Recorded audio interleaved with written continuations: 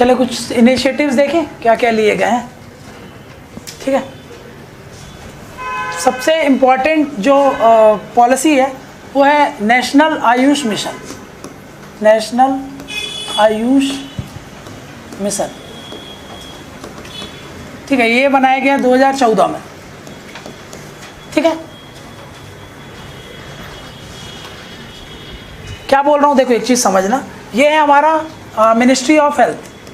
Ministry of health, ठीक है। अब मिनिस्ट्री ऑफ हेल्थ के अंदर होते हैं डिपार्टमेंट्स। ये है डिपार्टमेंट, ये है डिपार्टमेंट, ये भी है डिपार्टमेंट, ये है डिपार्टमेंट। ठीक है, एक एक डिपार्टमेंट को अभी हम पढ़ेंगे क्योंकि आपके सिलेबस में दिया है। Health management eight union level, state level, सब में दिया है, तो सब अभी डिटेल में पढ़ेंगे। जो ये आप देख रहे हो ना, एक डिपार्टमेंट हुआ करता था पहले, है ना, ये डिपार्टमेंट था department of Indian medicine system, है ना, ये डिपार्टमेंट हुआ करता department of Indian medicine system. बाद में इस मेडिसिन का, इस डिपार्टमेंट का लेटर नेम चेंज कर दिया गया था, change to department of AYUSH. ठीक है, 2001 या 2003 में, जहां तक मुझे याद है 2003 में या 2001 में डिपार्टमेंट ऑफ आयुष कर दिया गया था इसको। ठीक है, एंड देन उसके बाद 2014 में इसी को इन 2014 में जब मोदी गवर्नमेंट आई थी, तब उन्होंने क्या किया, इस 2014 में क्या कर दिया, डिपार्टमेंट ऑफ आयुष को चेंज करके सेपरेट मिनिस्ट्री बना दी गई, जिसको बोलते हैं ministry of Ayush. Ministry of Ayush, समझ गए। 2014 में क्या कर दिया गया, सब लिखा हुआ है आपके नोट्स में, है ना, मिनिस्ट्री ऑफ आयुष बना दिया गया इसको। कौन सी फाइल है, ये वाली फाइल है, आप देख सकते हो, इंडिया एंड आयुष में आ जाओ, ये कहीं ना कहीं लिखा हुआ है इसमें। ठीक है, ये मिनिस्ट्री ऑफ आयुष ये लिखा है, 2014 में इसको क्रिएट किया गया था। ठीक है, अब मिनिस्ट्री ऑफ आयुष बनाया तो इसको इम्प्लीमेंट, इसी काहे के लिए बनाया गया भाई इसको, ताकि इसको देखा जा सके, नेशनल आयुष मिशन। ठीक है, तो 2014 में ही फिर क्या आया था, नेशनल आयुष मिशन आया। डिटेल में अभी थोड़ी देर में देख रहे हैं, अभी पहले छोटी छोटी चीज़ें जो है उसको निपटा लेते हैं, फिर बड़ी बड़ी पॉलिसीज़ वो सब चीज़ देखेंगे। तो सबसे पहले हमको पढ़ना पड़ेगा नेशनल आयुष मिशन। दूसरे नंबर पे हमको पढ़ना पड़ेगा नेशनल हेल्थ पॉलिसी 2017 की। इसमें देखोगे आप तो बहुत इंपॉर्टेंट चीज़ें बताई गई है इसमें, पढ़ा था हम लोग, याद करो, 4 पिलर होते हैं इसके, है ना, उनमें एक हेल्थ एंड वेलनेस सेंटर एक बनाना है, उसमें भी आप देखो आयुष के हेल्थ एंड वेलनेस सेंटर बनाए जा रहे हैं, है ना, तो वो सब अभी देखेंगे। नेशनल हेल्थ पॉलिसी है, नेशनल हेल्थ मिशन हो गया। ठीक है, आप कुछ छोटी छोटी चीज़ें देखते हैं फिर वापस इसमें आएंगे। एक सबसे इम्पोर्टेंट है global centre for traditional medicine, GCTM, है ना, ये क्या है आपका ग्लोबल सेंटर, हैंड रिटन लिखा होगा एक, देखो नोट्स पड़ा होगा आपके पास, global centre for traditional medicine.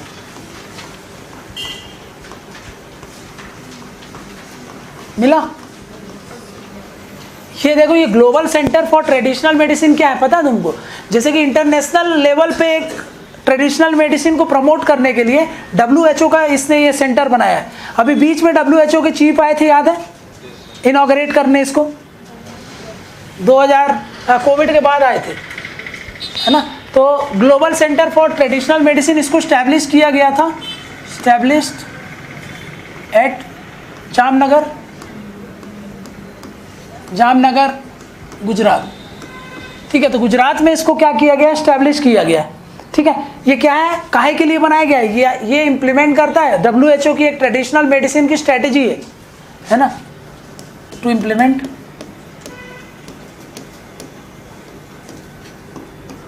Traditional medicine strategy of WHO की ट्रेडिशनल मेडिसिन स्ट्रेटजी है, जिसमें WHO ट्रेडिशनल मेडिसिन को प्रमोट करती है पूरे वर्ल्ड में। तो उसका एक सेंटर बनाया ताकि पूरे वर्ल्ड से हम कोऑर्डिनेट कर सकें, हमारे इंडिया में बना हुआ है, ये इंपॉर्टेंट चीज़ है। 2 नंबर में सीधा सीधा आएगा GCTM। तो ये याद रख लेना, global centre for traditional medicine Jamnagar. एक बार ईयर कोई चेक कर लो कब बना था, इसमें दिया है क्या, ईयर लिखा है मैंने, ईयर कोई चेक करो कब आया था ये।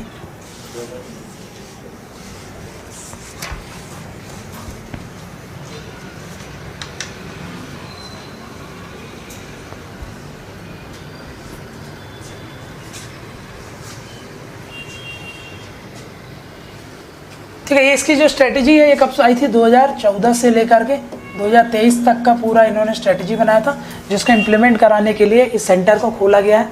चेक किया कब बना था,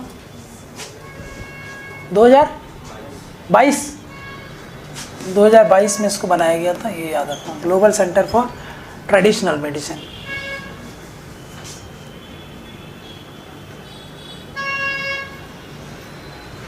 ठीक, अब जैसे एम्स है ना, वैसे एम्स के तर्ज पर सेकेंडरी और टर्शरी हेल्थ केयर प्रोवाइड करे आयुष सेक्टर, उसके लिए एक बनाया गया All India Institute of Ayurveda, institute of Ayurveda.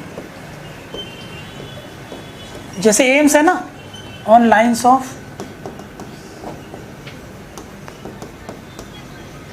जैसे एम्स बने हुए हैं वैसे अब सरकार सोच रही है All India Institute of Ayurveda बनाया जाए। काहे के लिए ये, to provide secondary and tertiary health care. कहाँ पे बनाया गया है इसको, दिल्ली में, अभी दिल्ली में है, बाकी और भी जगह खोले जाएंगे। ठीक है,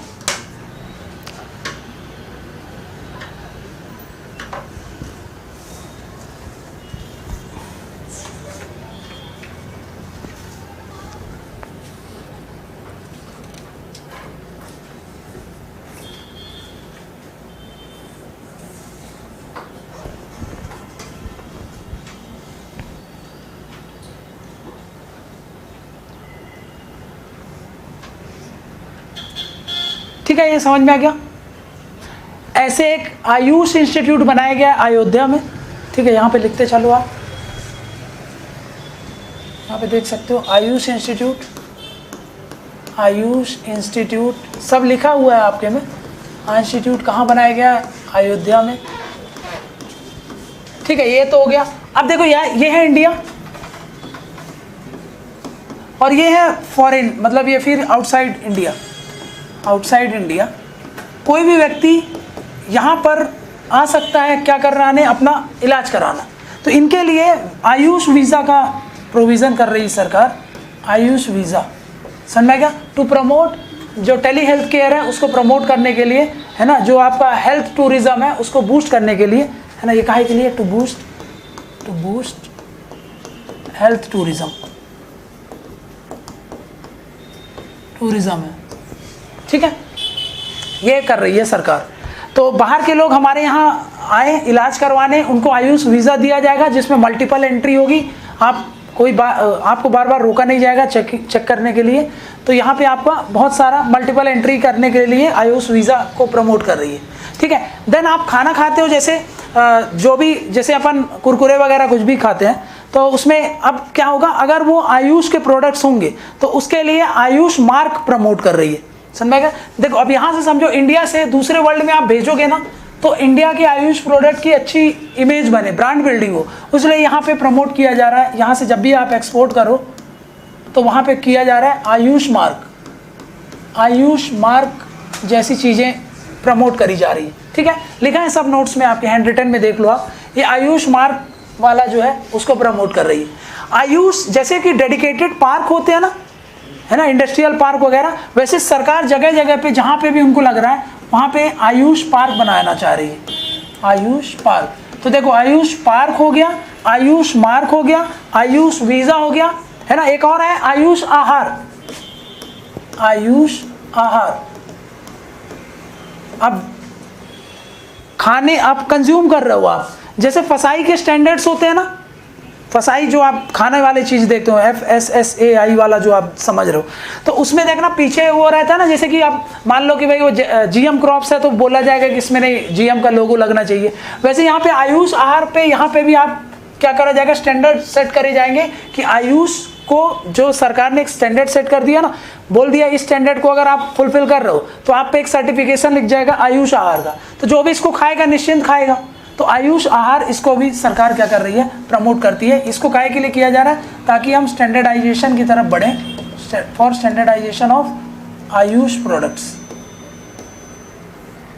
आयुष प्रोडक्ट्स वो वाले आयुष प्रोडक्ट जिनको आप खा रहे हो, है ना, कंजम्पशन के लिए जिनको यूज कर रहे हो, कंजम्पशन के लिए जो यूज कर रहे हो, वो हो गया आपका क्या, आयुष आहार। ठीक है, तो अयोध्या में एक institute, Ayush institute, Ayush park, Ayush मार्ग, आयुष आहार, आयुष वीज़ा, ये सब प्रमोट कर रही है।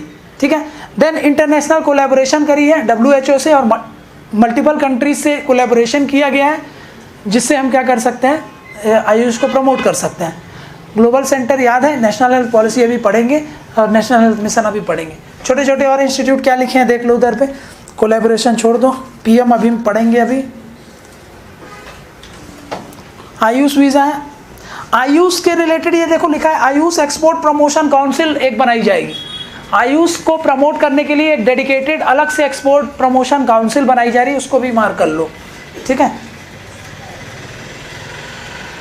देखो ये लिखा है, फसाई में आयुष आहार रेगुलेशन किया जाता है, जो भी उसमें न्यूट्रिशन है आप बताओगे, पूरा डिटेल दोगे, जैसे पीछे सारी डिस्क्रिप्शंस रहती है ना, जो रूल होता है क्या खा रहे हो कितना है उसमें, वो सारा आयुष के हिसाब से पूरे स्टैंडर्ड सेट करे जा रहे हैं। अभी आया तो नहीं है मार्केट में, जब आएगा तो फिर समझ में आएगा कि किस तरीके से सरकार इसको इम्प्लीमेंट करा रही है।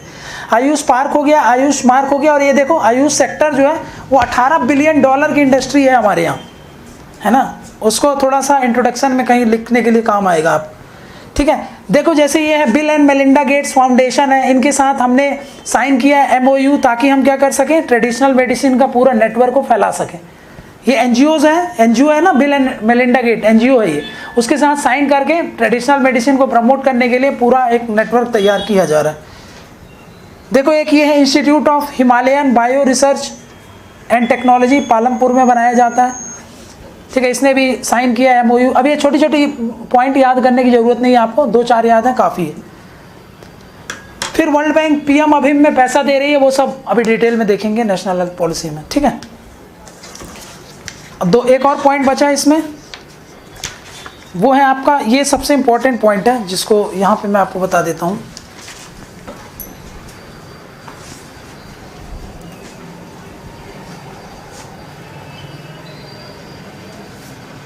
इंडिया एंड आयुष, इसमें आप देख सकते हो मिनिस्ट्री ऑफ आयुष 2014 में बनाई गई, 2014 में नेशनल आयुष मिशन आएगा, अभी पढ़ेंगे उसको। आयुष एजुकेशनल इंस्टीट्यूट्स बनाए जा रहे हैं, आयुष रिसर्च काउंसिल्स तैयार करी जा रही हैं, एक्सपोर्ट काउंसिल्स तैयार किए जा रहे हैं, इंटरनेशनल प्रमोशन किया जा रहा है, कैसे, MOU साइन करके। ठीक है, WHO की मदद से। आयुष टेलीमेडिसिन सर्विस को प्रमोट किया जा रहा है, अभी देखेंगे आपको ये टेलीमेडिसिन कैसे प्रमोट किया जा रहा है, थोड़ा सा वेट करना। प्रोडक्ट्स क्वालिटी कंट्रोल स्टैंडर्डाइजेशन किया जा रहा है, आयुष मार्क याद करो, आयुष आहार। फिर Ayushman Bharat health and wellness centre बनाए जा रहे हैं। ठीक है, उसके पहले कुछ और चीज़ देखते हैं। 2020 में आयुष, देखो 2014 में क्या बनाया गया है, 2014 में बनाया गया है, ये एक लैंडमार्क इवेंट है ये सारे। ठीक है, 2014 में आयुष मिनिस्ट्री तैयार कर दी गई, आयुष मिनिस्ट्री। ठीक है, फिर 2014 में ही नेशनल आयुष मिशन को लॉन्च किया गया, आयुष सेक्टर को प्रमोट करने के लिए। फिर अगर हम बात करें यहाँ पे 2017 में सबसे इम्पोर्टेंट जो देश की हेल्थ की चीज़ों को एकदम ट्रांसफॉर्म करके रख दी है, वो है आपकी 2017 की नेशनल हेल्थ पॉलिसी, है ना। ये है 2017 की नेशनल हेल्थ पॉलिसी। ये हमारी कौन सी हेल्थ पॉलिसी है, दूसरी, तीसरी, चौथी, पाँचवीं, कौन सी है, तीसरी है। ठीक है, ये आपकी थर्ड है। पहली कब आई थी, 1980, दूसरी और तीसरी 2017 में। नेशनल हेल्थ पॉलिसी में बहुत कुछ बात किया गया है आपके आयुष से रिलेटेड भी। ठीक है, फिर उसके बाद 2017 के बाद यहाँ पे आप देख सकते हो 2022 में एक चीज़ होती है जिसको बोलते हैं global centre for traditional medicine बनाया गया है। उसके पहले यहाँ पे 2020 में एक और चीज़ होती है, जो हमारे यहाँ पहले जो आयुष सेक्टर को रेगुलेट करने के लिए लॉस थे, उन लॉस को चेंज करके नए लॉस बनाए गए हैं, जिसको हम कंबाइंडली आयुष एक्ट बोल देते हैं।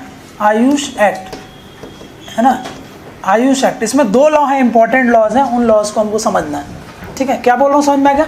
2014 में ये याद रखना है आपको, फिर 2017 में ये याद रखना है आपको, फिर 2020 में आयुष एक्ट आए हुए हैं। 2 एक्ट हैं जो हमारे आयुष सेक्टर को रेगुलेट करते हैं, ठीक है। देन उसके बाद 2022 में global centre for traditional medicine ये आया हुआ है, ठीक है। ये हम लोगों ने ऑलरेडी देख लिया है 2022 वाला, ठीक है। अभी ये देखना है आपको आयुष एक्ट, फिर आएंगे इस पे पॉलिसी पे, फिर आएंगे इस पे मिशन। आयुष एक्ट 2 एक्ट पास किए गए थे, यहाँ पे आप देख सकते हो, इनको आयुष एक्ट बोल देते हैं। यहाँ पे कहीं पे लिखा है ये है आयुष एक्ट। आयुष का फुल फॉर्म आपको पता है, आयुष एक्ट 2020। इस एक्ट के थ्रू क्या किया जा रहा है, सेंट्रल लेवल पर एक सेंट्रल काउंसिल बनाई जा रही है, Indian medicine, central council of Indian medicine, और एक और है जिसको बोलते हैं सेंट्रल काउंसिल ऑफ होम्योपैथी, ठीक है। ऐसे करके स्टेट लेवल पे भी बनाया जाएगा। जो हमारे इंडिया में जो भी आयुष से रिलेटेड एजुकेशन है, जो भी आयुष से रिलेटेड प्रैक्टिस हो रही है, उनको रेगुलेट करने के लिए, गवर्न करने के लिए। समझ में क्या बोल रहा हूँ मैं? ये आयुष एक्ट है, 2 एक्ट हैं इसमें, ये लिखे हुए डिटेल से 2 एक्ट हैं, इनको समझो। यहाँ पे लिखा है, देखो सबसे पहला है national commission for Indian system of medicine act, Indian system of medicine act. यहाँ पे क्या लिखा है, नेशनल कमीशन बनाई जाएगी, काय पे क्या बोला जाएगा उसको, national commission for Indian system of medicine act. एक और कमीशन बनाएगी जिसको बोला जाएगा नेशनल कमीशन फॉर होम्योपैथी। अब नाम में ये होम्योपैथी है, तो ये क्या करेगी, होम्योपैथी का क्या, सारा एजुकेशन सिस्टम को कंट्रोल करना, जो जो कॉलेजेस एफिलिएट होंगे, इससे एफिलिएट होंगे, मान्यता देना, है ना, उनकी जो रजिस्ट्रेशन है उसको कंट्रोल करना, जितने भी प्रैक्टिशनर हैं उनको लाइसेंस वगैरह प्रोवाइड करवाना, ये सब ये देखेगी, ठीक है। तो यहाँ पे आप देख सकते हो एक एक करके। सबसे पहले इसको देखते हैं, नेशनल कमीशन फॉर होम्योपैथी क्या बोलता है, ये एक्ट क्या करता है, रिवैम्प करता है और रेगुलेट करेगा किसको, एजुकेशन जो भी होगा। पहला क्या, जितना भी होम्योपैथी के रिलेटेड कॉलेज होंगे, यूनिवर्सिटीज़ होंगी, उन सबको रेगुलेट करने का काम करेगा। दूसरा क्या बोल रहा है, जो भी इससे रिलेटेड प्रैक्टिस कर रहे हैं, है ना, जो भी इससे रिलेटेड प्रैक्टिस करते हैं, मतलब जो भी होम्योपैथिक का डॉक्टर होगा या प्रैक्टिशनर होगा, उनको रेगुलेट करने का काम कौन करेगा, ये कमीशन करेगी, सेंट्रल लेवल पे, ऐसे स्टेट लेवल पे भी है। फिर उसके बाद एथिकल एस्पेक्ट जो भी होम्योपैथिक मेडिसिन से रिलेटेड है, जैसे डॉक्टर्स में, जैसे वो अगर आपने मूवी देखी होगी कबीर सिंह में, तो वो शराब पी करके वो ऑपरेशन कर रहा था, उस पर डिसिप्लिनरी एक्शन हो गया था। वो क्या है, वो बता रहा है आपको कि भाई सबके एथिकल कोड ऑफ कंडक्ट होते हैं, है ना, एथिक्स आपको फॉलो करनी पड़ती है।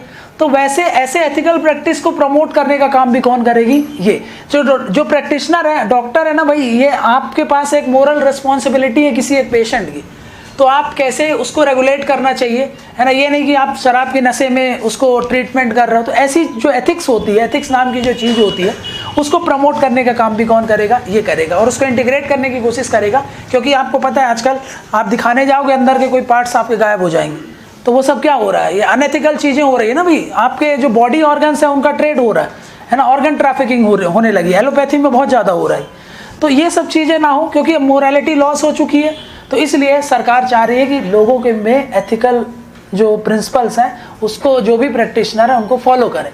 तो उस चीज़ के लिए यहाँ पे एथिकल एस्पेक्ट्स जो होम्योपैथिक सिस्टम है उसको भी प्रमोट करने का काम करेगी। इस बिल में, अब ये बिल है, ये अब तो एक्ट बन चुका है, एक नेशनल कमीशन और स्टेट लेवल आपकी एक वो होम्योपैथिक काउंसिल बनाई जाएगी, जो कि पूरा होम्योपैथिक एजुकेशन, होम्योपैथिक प्रैक्टिस और एथिकल कंसिडरेशन को इंटीग्रेट करा जाएगा, है ना। इससे क्या होगा, क्वालिटी एजुकेशन प्रमोट होगी। ऐसा नहीं कि एक्ट अभी आया, पहले एक्ट थे, लेकिन उन एक्ट को अब खत्म करके एक नया जो अपनी वो पुराने एक्ट से, पुराने उसमें बहुत सारी बातें कवर नहीं हुई थी। आजकल जो इमर्जिंग चेंजेस हो रहा है उनके हिसाब से हमको रिवैम्प करना जरूरी था, तो सरकार ने यहाँ पे क्या कर दिया, उसको पूरा रिस्ट्रक्चर कर दिया, पुराने एक्ट को साइड कर दिया, नया अभी जो चल रहा है वो 2020 का एक्ट है, ठीक है। तो यहाँ पे क्वालिटी ऑफ एजुकेशन को प्रमोट करने के लिए इसमें अभी रिसर्च नहीं हो रही थी, अभी तक जो हो रहा था आप देखोगे, एलोपैथी में बहुत ज़्यादा पैसा जाता है रिसर्च को, है ना, वहाँ पे अच्छा खासा रिसर्च वगैरह होती है। लेकिन हमारे यहाँ जो आयुष सेक्टर में बात करें, पर्टिकुलरली यहाँ पे अगर हम होम्योपैथी की बात करें, तो इनमें रिसर्च वगैरह उतना नहीं होता। यही तो कारण है, सबसे बड़ा ड्रॉबैक इसका आयुष का क्या है कि इसमें रिसर्च नहीं होती है। मैं कैसे मान लूँ कि इससे, जैसे मैं बोलूँ, आप कोई भी ड्रग्स जब निकालती है एलोपैथी में, जैसे कोविड वैक्सीन जब निकली तो भाई वो क्लिनिकल ट्रायल होते हैं, उनके टेस्टिंग होती है, पूरा सब सर्टिफिकेशन के बाद वो मार्केट में आती है ना, पूरे प्रूफ्स होते हैं, हर एक गवर्नमेंट कोई भी चीज़ डिनाई नहीं कर सकती उसको, एफिकेसी टेस्ट होती है उस। लेकिन यहाँ पर रिसर्च नहीं है ना, तो एफिकेसी में कैसे बोल दूँ? आप एक्सपीरियंस के आधार पे बता रहे हो कि इससे ये हो जाता है, इससे ये हो जाता है, लेकिन इनमें रिसर्च की अभी बहुत कमी है। तो यहाँ पे आप देख सकते हो, इसीलिए हम यहाँ पे रिसर्च को प्रमोट करना चाहते हैं। स्टार मार्क कर लो, पहले ये चीज़ उतनी नहीं कर पा रही थी। प्लस अभी भी कोई भी झोला छाप डॉक्टर वो अपने आप को बोलने लगेगा कि मैं आयुष प्रैक्टिशनर हूँ, है ना, तो उस चीज़ को रेगुलेट करने के लिए सरकार एक स्टैंडर्ड सेट करना चाहेगी। समझा क्या? उन प्रैक्टिशनर को रेगुलेट करना, स्टैंडर्डाइज करना, सारा सेक्टर को, जैसे एलोपैथी में एक स्टैंडर्ड्स होते हैं हर चीज़ के लिए, पूरा सेक्टर जो है वो स्टैंडर्डाइज्ड है, लेकिन आयुष में ये स्टैंडर्डाइजेशन नहीं है अभी भी। मेडिसिन को लेकर देख लो, आप एक मेडिसिन बना रहे हो भोपाल में, वो अलग होगी, मैं इंदौर में जाकर के वही आयुष होम्योपैथिक डॉक्टर को दिखा रहा हूँ, वो अलग तरीके से दवाई बना रहा है। दोनों सेम ही प्रॉब्लम है मेरे को दोनों जगह में, लेकिन स्टैंडर्डाइजेशन नहीं है ना, यहाँ पे तो लैक ऑफ स्टैंडर्डाइजेशन है। तो यहाँ पे स्टैंडर्डाइज करना है होम्योपैथिक सिस्टम को, है ना। देन उसके बाद जो भी प्रैक्टिशनर है उनकी क्वालिफिकेशन इंश्योर करना कि एक क्वालिफाइड व्यक्ति ही प्रैक्टिशनर बने। जैसे अभी कोई भी डॉक्टर आपको सर्जरी नहीं कर सकता, है ना, तो अभी क्या है, यहाँ पे आप कोई भी डॉक्टर चलो बोल दिया मैं होम्योपैथिक डॉक्टर हूँ, अब कोई उसकी क्वालिफिकेशन हो नहीं हो, इससे हमको कोई फर्क नहीं पड़ता, लाइसेंस देना है, तो ये सब रेगुलेट करना बहुत अच्छे से, ये सब क्या कहलाएगा आपका, इस कमीशन का काम होगा, है ना। और लास्ट में सबसे इंपॉर्टेंट पॉइंट क्या है, एथिकल कंडक्ट जो है इस फील्ड में बनी रहे, है ना, क्योंकि लॉस ऑफ मोरालिटी है ना, करप्टस जैसे हम वर्ड करते हैं ना, जब करप्शन की वर्ड को अगर हम तोड़े तो करप्शन का मतलब क्या होता है, करप्शन का मतलब तो जनरली हम ये समझ लेते हैं पैसा खाना करप्शन है, लेकिन लिटरल मीनिंग जो उसमें होता है आपका लॉस ऑफ मोरालिटी। जब किसी व्यक्ति का, है ना, करप्शन जो है करप्टस वर्ड से आया है, करप्टस मतलब करप्ट होना, किसका करप्ट होना, आपकी मोरालिटी का करप्ट होना। तो जब आपके मोरल जो वैल्यूज़ होते हैं उनका जब करप्शन होता है तब हम करप्ट हो जाती है, जब हम बोलते हैं वो करप्ट व्यक्ति है। अब उसको अब सिर्फ हम इकोनॉमिक एंगल से समझ रहे हैं, लेकिन यहाँ पे सारे डॉक्टर जो ये सब इन चीज़ में अनएथिकल एक्टिविटीज़ में इन्वॉल्व, वो सब करप्ट है ना, टेक्निकल टर्म में अगर हम देखें तो। ये ना हो इसलिए क्या किया जा रहा है, ये एक्ट लाया गया, समझेगा, ये एक्ट भूलना मत, बहुत ही इंपॉर्टेंट है, ये जरूर लिख देना, ठीक है। फिर उसके बाद क्या बोल रहा है, अभी एक सबसे इंपॉर्टेंट जो चीज़ होती है, अभी हम पढ़ेंगे बहुत बार इसको, तो बहुत बार यूज़ करना, सब हर जगह यूज़ करना है, कैसा भी क्वेश्चन है। सबसे इंपॉर्टेंट जो चीज़ है, अभी एलोपैथी अलग चलता है और होम्योपैथी या फिर आयुष अलग चलता है, समझा गया। ये है एलोपैथी और ये है आपका आयुष सेक्टर, ये हमारा अलग अलग चलता है। तो चाहे मैं नेशनल आयुष मिशन की बात करूं, नेशनल हेल्थ पॉलिसी की बात करूं, सब में मैंने एक वर्ड आपको बार बार रिपीट करता हूं मैं, इंटीग्रेशन, है ना, इंटीग्रेशन करना है। मतलब यहाँ पे क्या बात कर रहे हैं, अब हम इसको क्या करना चाह रहे हैं, ऐसा ना करके हम बात कर रहे हैं कि भाई इसमें इंटीग्रेशन हो, है ना। यहाँ पे आ जाएगा आपका एलोपैथी और यहाँ पे हो जाएगा आपका आयुष। हम इनके बीच में काहे की बात करते हैं, हम इनके बीच में बात करते हैं कि इनका इंटीग्रेशन हो। जब आप एलोपैथी डॉक्टर के पास जाओगे तो वो आपको आजकल बोलता है कि भाई आपको ये हार्ट की प्रॉब्लम है, डायबिटीज़ की प्रॉब्लम है, तो आप जाकर के योगा करो, बोल रहा है वो, क्यों बोल रहा है, उसको क्या ज़रूरत पड़ी, क्योंकि हम इंटीग्रेट करके चल रहे हैं।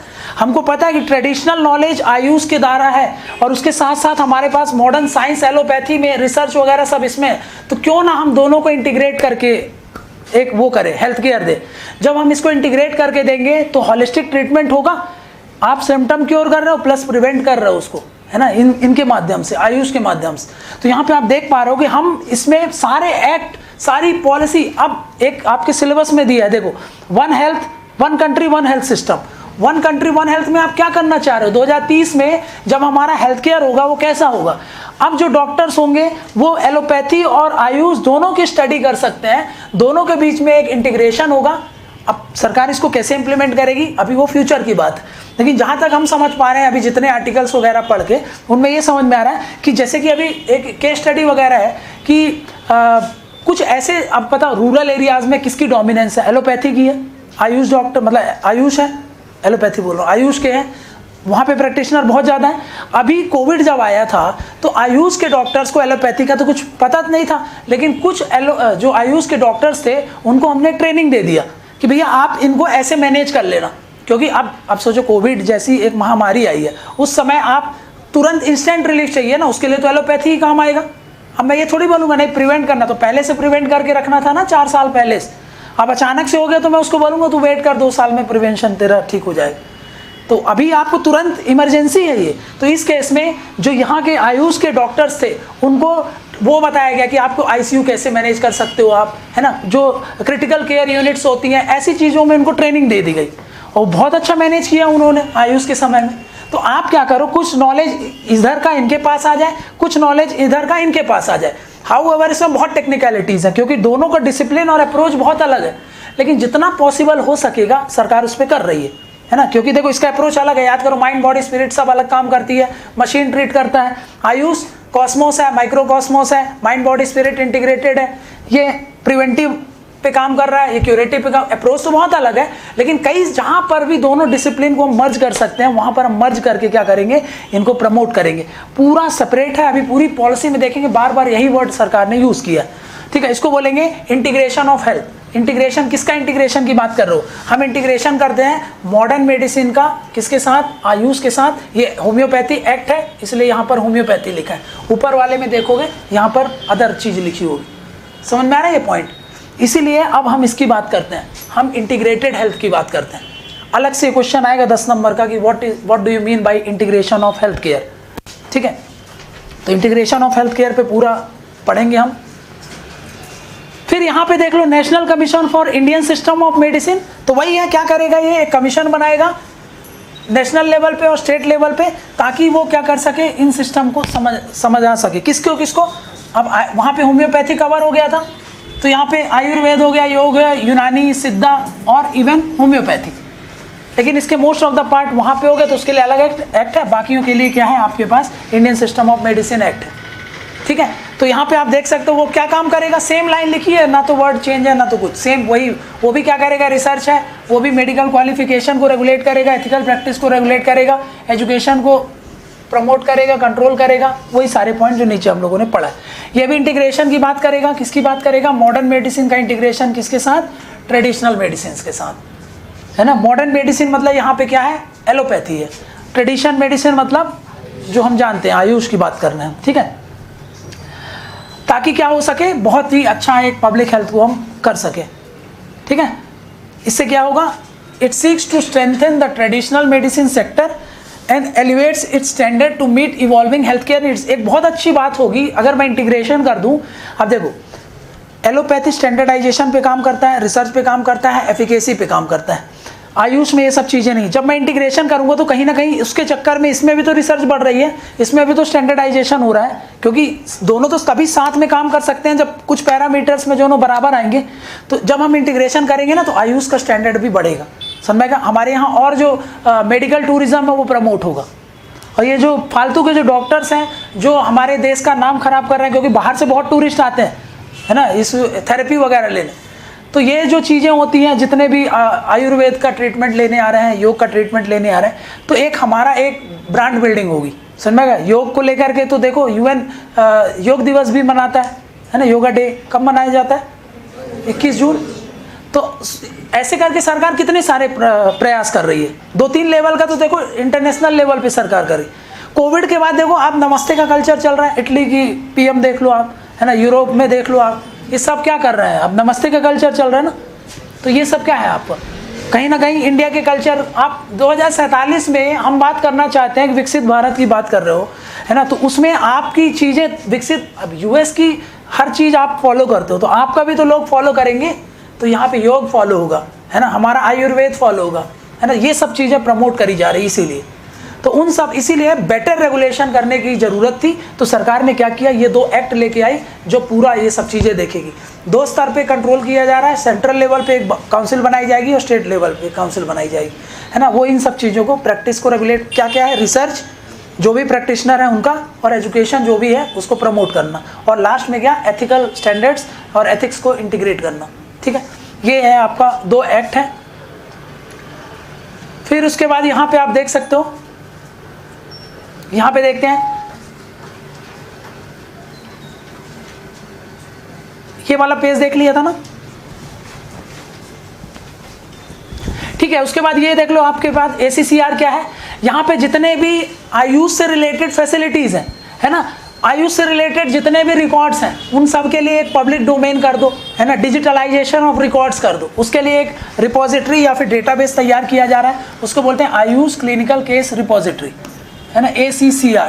क्या करेगा, जितने भी रिकॉर्ड्स हैं आयुष हेल्थ केयर फैसिलिटीज़ के, जितने भी आयुष के हॉस्पिटल्स हैं, आयुष की जितने भी लैब्स हैं, रिसर्च फैसिलिटीज़ हैं, सब पता हो कि हमारे यहाँ कौन से रीजन में कौन सा आयुष का इंस्टीट्यूट हो, उसके लिए सारे डेटा को एक जगह पब्लिक डोमेन में रख दो। अब आपको पता करना है कि मेरे ज़िले के आसपास कोई आयुष की फैसिलिटीज़ है, तो आपको तुरंत पोर्टल में जाओ और देखो अब है कि नहीं है। उसको कर रही है सरकार, किसके थ्रू, आयुष ACCR जो आपका रिपोजिटरी है। तो यहाँ पर क्या किया जाता है, ये सारे जो डॉक्यूमेंटेशन करा जाएगा, डिजिटाइजेशन किया जाएगा, सारे केस रिकॉर्ड जो भी हेल्थ फैसिलिटीज़ में रखे हुए, सर मैं क्या सारे का, क्योंकि नेशनल हेल्थ पॉलिसी में याद करो एक इंपॉर्टेंट पॉइंट था, एक इम्पॉर्टेंट था, बता सकते हो, उसमें एक डिजिटल ID बनाते थे हर एक व्यक्ति की, याद आया क्या, उस स्कीम को क्या बोलते थे, 4 पिलर थे, याद है कौन कौन से हैं, हेल्थ एंड वेलनेस सेंटर, फिर PM जय, फिर PM अभिम क्या था, प्रधानमंत्री आयुष्मान भारत हेल्थ इंफ्रास्ट्रक्चर, और एक और था लास्ट जिसमें ये सब कर रहे थे, क्या बोलते थे उसको,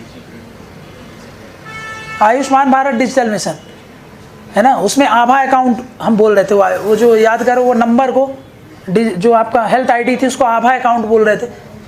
तो एलोपैथी में तो किया ही जा रहा है ना, तो वैसे यहाँ पे भी किया जा रहा है, आयुष में भी किया जा रहा है, ठीक है। तो उसके लिए ये डेटाबेस बनाया जा रहा है, ठीक है।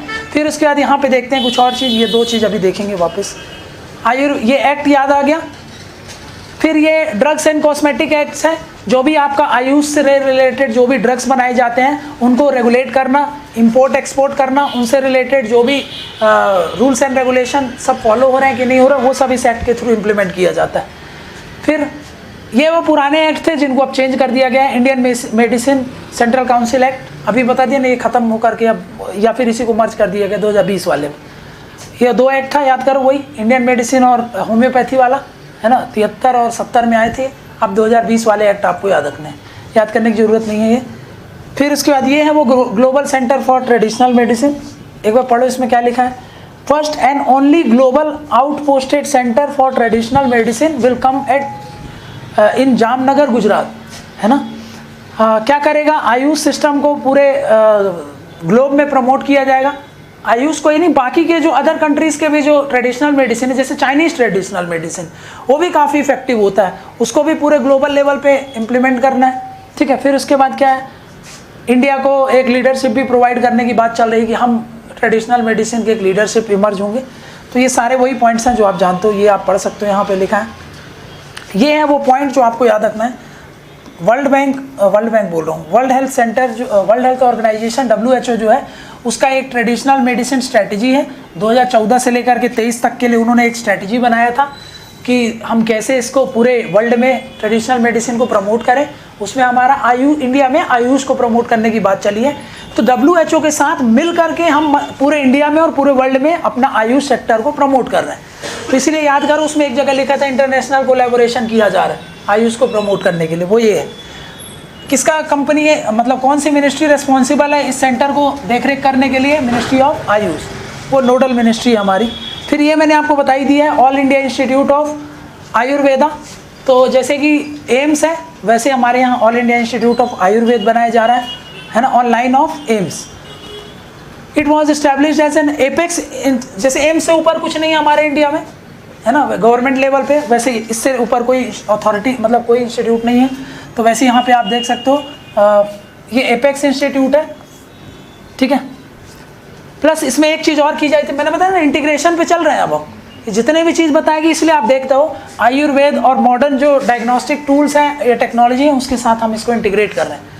क्योंकि एम्स जैसी इंस्टीट्यूट अगर बनाना है और आप मॉडर्न साइंस को लेकर के नहीं चलोगे तो फिर आप पीछे रह जाओगे, फिर कोई बिलीफ नहीं होगा ना। ट्रस्ट भी तो होना चाहिए, आप प्रमोट कर लो कुछ भी, पब्लिक का परसेप्शन मायने रखता है ना। पब्लिक जाएगी ही नहीं, उसको पता ही है कि मेरे को कुछ होना नहीं है, मैं ठीक नहीं होऊंगा, मैं यहीं ठीक होऊंगा, तो आप कितना भी चला लो, बस पैसे ही खर्च करोगे, बार बार उसको रिवैम्प करोगे बस, और कुछ नहीं कर सकते। और वो कैसे आएगा, वो आएगा मॉडर्न टेक्नोलॉजी से, है ना। इसीलिए आपको इंटीग्रेशन करना बहुत ज़रूरी है, ठीक है।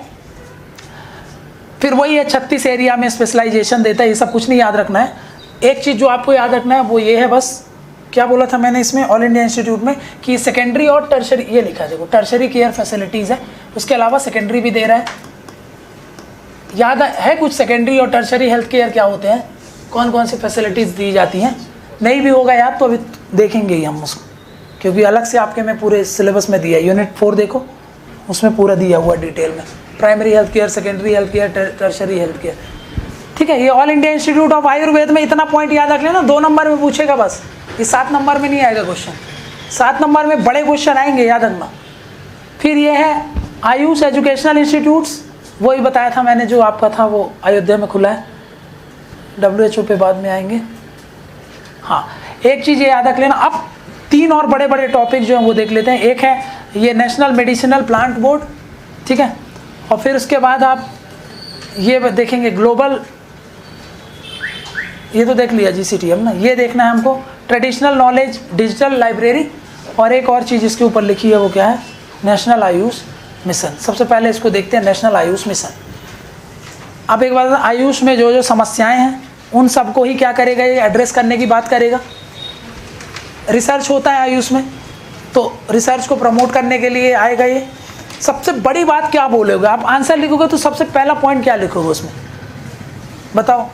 जब इस मिशन के बारे में आप लिख रहे होगे तो सबसे पहला पॉइंट क्या लिखोगे? अभी मैंने थोड़ी देर पहले आपको बताया था, कोई ईयर नहीं, पहले वो तो लिखोगे ही, वो तो लिखोगे, लेकिन वो वर्ड जो मैंने आपको बोला था, इंटीग्रेशन ऑफ हेल्थ केयर, किसका, ट्रेडिशनल नॉलेज और आयुष का। तो सबसे इंपॉर्टेंट जो चीज़ है यहाँ पे आप देख सकते हो, कहाँ पे लिखा है ये,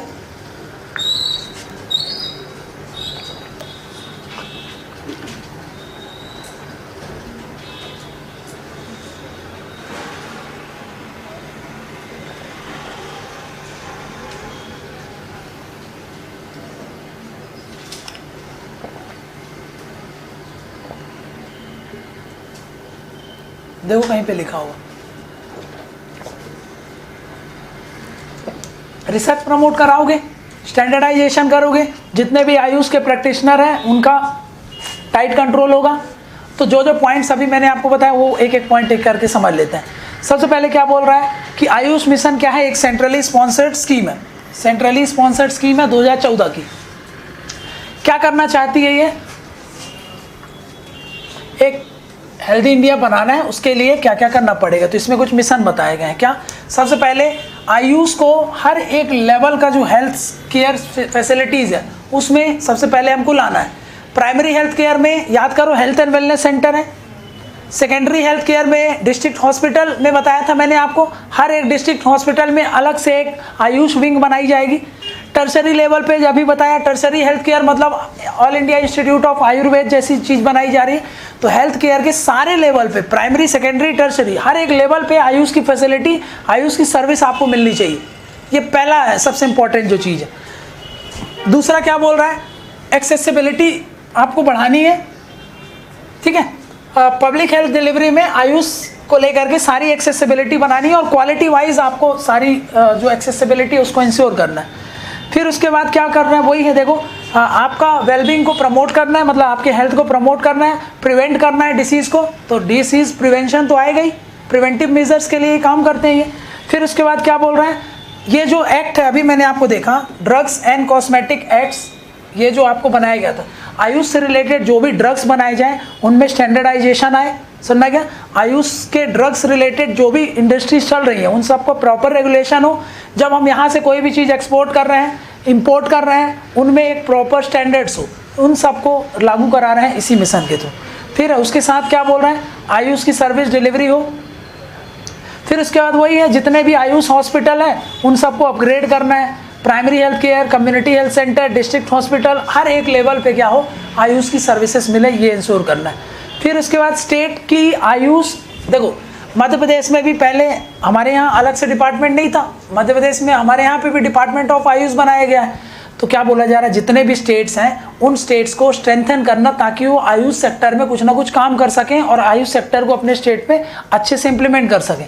तो इसमें वही है, हर एक स्टेट की क्या करना है, कैपेसिटी बिल्डिंग करना है। जितने भी एजुकेशनल इंस्टीट्यूट्स हैं, फार्मेसीज़ हैं, है ना। देन उसके ड्रग टेस्टिंग लेबोरेटरीज हैं, इनको एक्सपांड करना, एजुकेशन को बेटर रेगुलेट करना, वो सारी चीज़ इसमें आ जाएगी।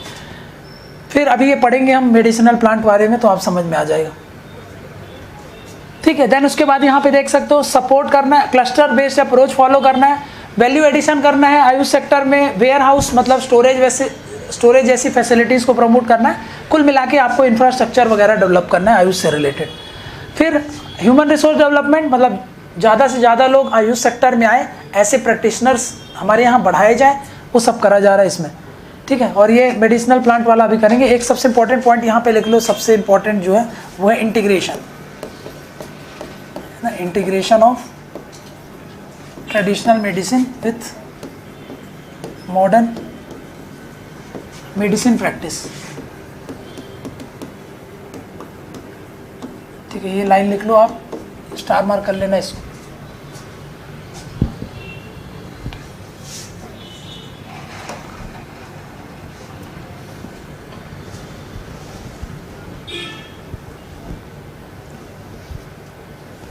और वो पॉइंट याद रखो, ये सब क्या लिखा है छोड़ दो, अब भूल जाओ, अपने दिमाग में क्या रखो, स्टैंडर्डाइजेशन करना है सबसे पहला पॉइंट, दूसरा इंटीग्रेशन करना है, कीवर्ड लिख लो, आप समझ जाओ। स्टैंडर्डाइजेशन ऑफ आयुष, दूसरा integration, standardization, integration, then regulation, है ना, बेटर रेगुलेशन, फिर रिसर्च, रिसर्च का प्रमोशन करना, लिखा, स्टैंडर्डाइजेशन लिख लिया, रिसर्च लिख लिया, फिर इंटीग्रेशन जो भूलना नहीं है आपको, और क्या लिखा है, हाँ बेटर रेगुलेशन। रेगुलेशन किसका, प्रैक्टिशनर का भी, एजुकेशनल इंस्टीट्यूट का भी, और एथिकल कंडक्ट को प्रमोट करना, एथिकल कंडक्ट लिख लो एक और कीवर्ड। अब आप इसमें सब कुछ लिख सकते हो। आप ये सोच के जाओगे कि हर कुछ पढ़ के जा कर के ही लिखोगे तो वो याद नहीं रहता, वहाँ पे कुछ आपकी समझ मायने वहाँ पे बहुत काम आएगी, है ना। तो पहले से आपको पता होना चाहिए कि इसके अंदर मेरे को क्या लिखना है, ठीक है। चलो ये पढ़ के मुझे समझाओ आप लोग, ट्रेडिशनल नॉलेज डिजिटल लाइब्रेरी क्या बोलना चाहता है, पढ़ो और मुझे एक बार समझाओ।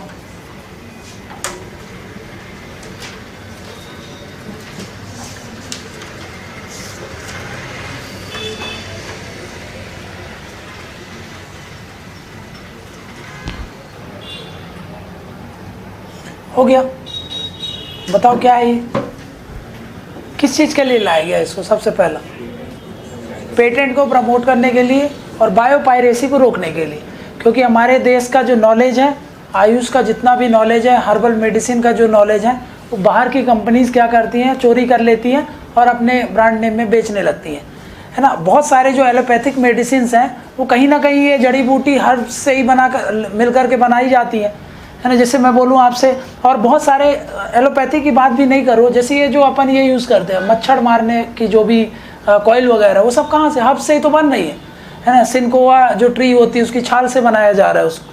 तो ऐसे बहुत सारे ट्रेडिशनल नॉलेज जो है हमारा, उसका बायोपायरेसी हो रहा था।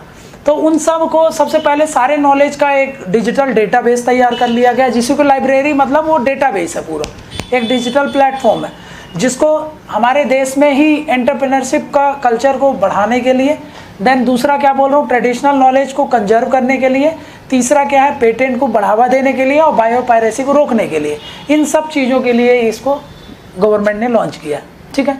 तो ये पॉइंट है। और इसका एक ऑब्जेक्टिव सबसे इंपॉर्टेंट है, जो मैंने बोला, आप कुछ भी स्कीम पढ़ रहे हो, आप कुछ भी पढ़ रहे हो, एक वर्ड जो हमेशा याद रखना है वो क्या है आपका, इंटीग्रेशन, है ना। ये हम इसलिए भी कर रहे हैं कि हम ज़्यादा से ज़्यादा इसको इंटीग्रेट करके एक हॉलिस्टिक या फिर कॉम्प्रिहेंसिव हेल्थ केयर दे पाएँ, ठीक है।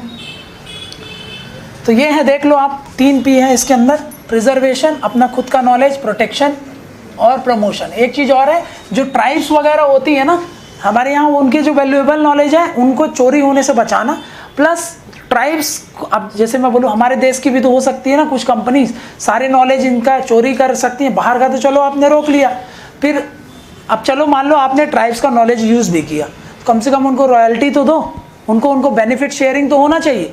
बेनिफिट शेयरिंग एक दूसरा एस्पेक्ट है इसका, कहीं पे लिख लो, इसमें लिखा है, कहीं ना कहीं ढूंढ लेना आप, लेकिन आप कहीं पे लिख लो, इसमें एक और इम्पॉर्टेंट पॉइंट है, बेनिफिट शेयरिंग। किसको दोगे बेनिफिट शेयरिंग? To locals. ठीक है, लोकल्स के लिए क्या है, बेनिफिट शेयरिंग का प्रोविजन है। समझ में आ गया? ये ट्रेडिशनल नॉलेज डिजिटल लाइब्रेरी क्या है? TKDL है ना, अगर लिख के आ जाए TKDL क्या है, तो ट्रेडिशनल नॉलेज डिजिटल लाइब्रेरी इसको बोलते हैं। ये एक्ट हमने देख ही लिया है, ये सारे एक्ट। एक लास्ट है जो आपको पढ़ना है, वो क्या है आपका? ये है नेशनल मेडिसिनल प्लांट बोर्ड। बताओ ये इसके बारे में 2 नंबर में आएगा, तो आप क्या लिखोगे? एक बार रीड करके मुझे समझाओ।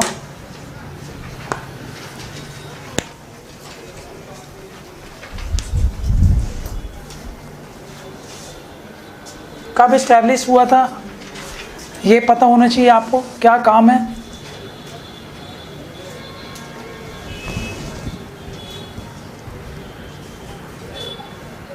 ठीक है, एक चीज़ बस और समझ लो कंक्लूजन में कभी लिखने के लिए, WHO ट्रेडिशनल मेडिसिन को लेकर के क्या बोलता है। हमेशा वो एक चीज़ बोलेगा जो मैं आपको बार बार बोला, वो आज से ही आप रट लो, कुछ भी आए कंक्लूजन में यही लिखना है कि हमको क्या करना है, ट्रेडिशनल मेडिसिन को हमेशा मॉडर्न मेडिसिन के साथ क्या करना है, इंटीग्रेशन करना है। दूसरा, इस प्रोसेस में जो भी हमारी बायोडाइवर्सिटी है उसको कंजर्व करके रखना है।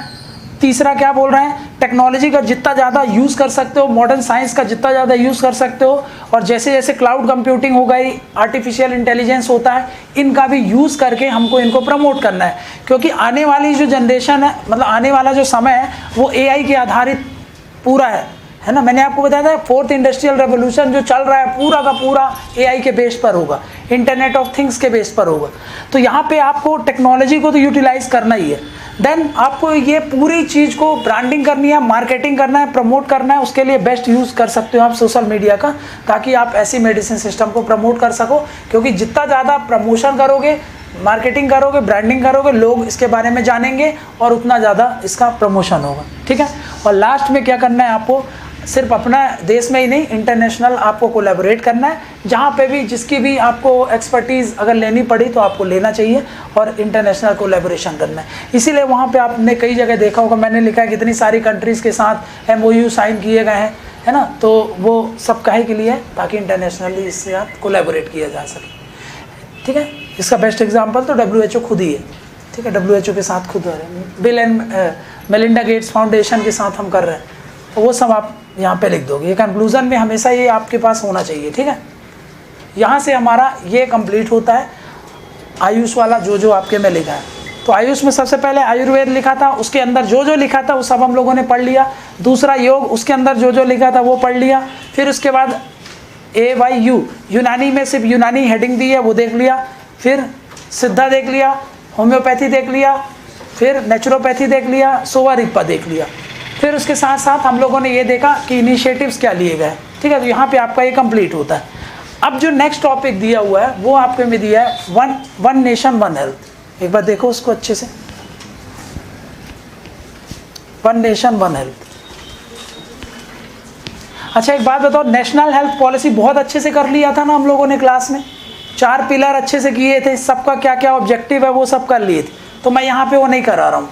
ठीक है, वो हम लोगों ने देख लिया था, उसके अंदर क्या है। ज़्यादा अगर नहीं समझ में आ रहा है, एक बार जाके घर में पढ़ना, उसको पढ़ जरूर लेना, नहीं तो आगे पार्ट पीछे से पार्ट हो जाएगा आप। ठीक है, तो आगे का तो अभी तो समझ में आ जाएगा, पीछे का सब भूल जाओगे, फिर लिंक नहीं कर पाओगे।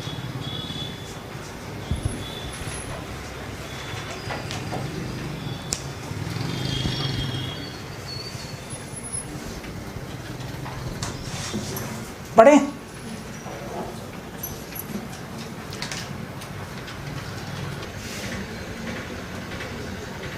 ठीक है, पढ़े।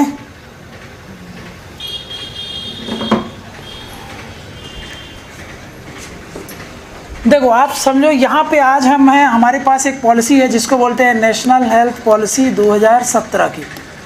ठीक है, लेकिन अभी हम बात कर रहे हैं, ये समय बीतेगा और हम बात कर रहे हैं 2030 में। 2030 में, जब 2030 में हमारी एक पॉलिसी होगी, है ना, यहाँ पे आपकी हेल्थ पॉलिसी होगी, वो कैसी होगी। तो यहाँ पे ये बोलना जा रहा है कि 2030 में जब हम पहुँच जाएंगे, तो अभी के लिए तो ये प्रिपेयर कर रहा है हमको, ये पॉलिसी हमको प्रिपेयर कर रही है 2030 के लिए। हम बात कर रहे हैं विकसित भारत बनने की, हम बात कर रहे हैं। और आपको पता है कि हमारा यहाँ पे आप देखो इस समय क्या हो रहा है, यहाँ से इस जर्नी में आप देखोगे तो यहाँ पे नॉन कम्युनिकेबल डिसीजेस बहुत तेज़ी से बढ़ रही हैं इंडिया में, है ना, बहुत तेज़ी से बढ़ रही हैं। ये हो रहा है ना। जो हेल्थ है, हेल्थ का बर्डन बहुत तेज़ी से बढ़ रहा है, हेल्थ का एक्सपेंडिचर आप देख लो या फिर बर्डन देख लो आप, ये बहुत तेज़ी से बढ़ रहा है ना। सबसे इम्पॉर्टेंट, सबसे बड़ा सिरदर्द तो ये है। और यहाँ पे आप देख सकते हो जो कम्युनिकेबल डिसीज़ हैं, अब उनकी आप इंटेंसिटी देखो।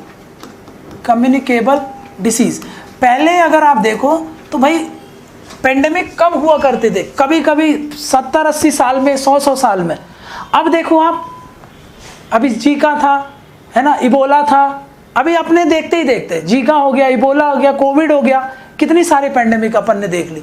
तो ये कितने 5-6 साल के अंदर, ये 10 साल के अंदर की बात कर रहा हूँ मैं आपसे। स्वाइन फ्लू का पेंडेमिक चला था, है ना, तो 2016 की बात कर रहा हूँ मैं। तो देखो 2016 के बाद आप देखो स्वाइन फ्लू, अभी 10 साल भी नहीं हुए अभी। तो स्वाइन फ्लू के बाद आप देखो यहाँ पे आप जीका आ गया था, फिर उसके बाद ये आपका इबोला आ गया था अफ्रीका में, है ना, फिर उसके बाद 20 में आप देखो कोविड आ गया। ये कितने पेंडेमिक बढ़ रहे हैं, कम्युनिकेबल डिसीज, इनकी इंटेंसिटी आप देखो कितनी तेजी से बढ़ रही है ना, ये बहुत तेजी से बढ़ रही है, मतलब बहुत ज़्यादा इसका असर देखने को मिल रहा है। पहले बहुत कम हो रहे थे, अब बहुत तेजी से बढ़ रहा है ना। तो ये सारी चीज़ें हो रही हैं और इंडिया एक डिसीज कैपिटल बनता जा रहा है। तो 2030 में हमारी एक ऐसी हेल्थ पॉलिसी की कल्पना की जा रही है जिसको बोल रहे हैं वन नेशन वन हेल्थ होगा। One nation one health system. तो हम अपने देश को ऐसा तैयार कर रहे हैं कि हमारे देश में one nation one health system हो, उसको लेकर के पॉलिसी कल्पना की जाती है। इसीलिए इसमें लिखा है one nation one health policy oblique system, या फिर सिस्टम ऑब्लिक पॉलिसी उसने लिखा है। अब 2030 की पॉलिसी आई नहीं, अभी से कहाँ से आ जाएगी, 2030 की बात कर, लेकिन ये बात कर रहा है कि 2030 में एक ऐसी पॉलिसी की कल्पना की जा रही है कि वो कैसी होगी, वही हमको देखना है ना।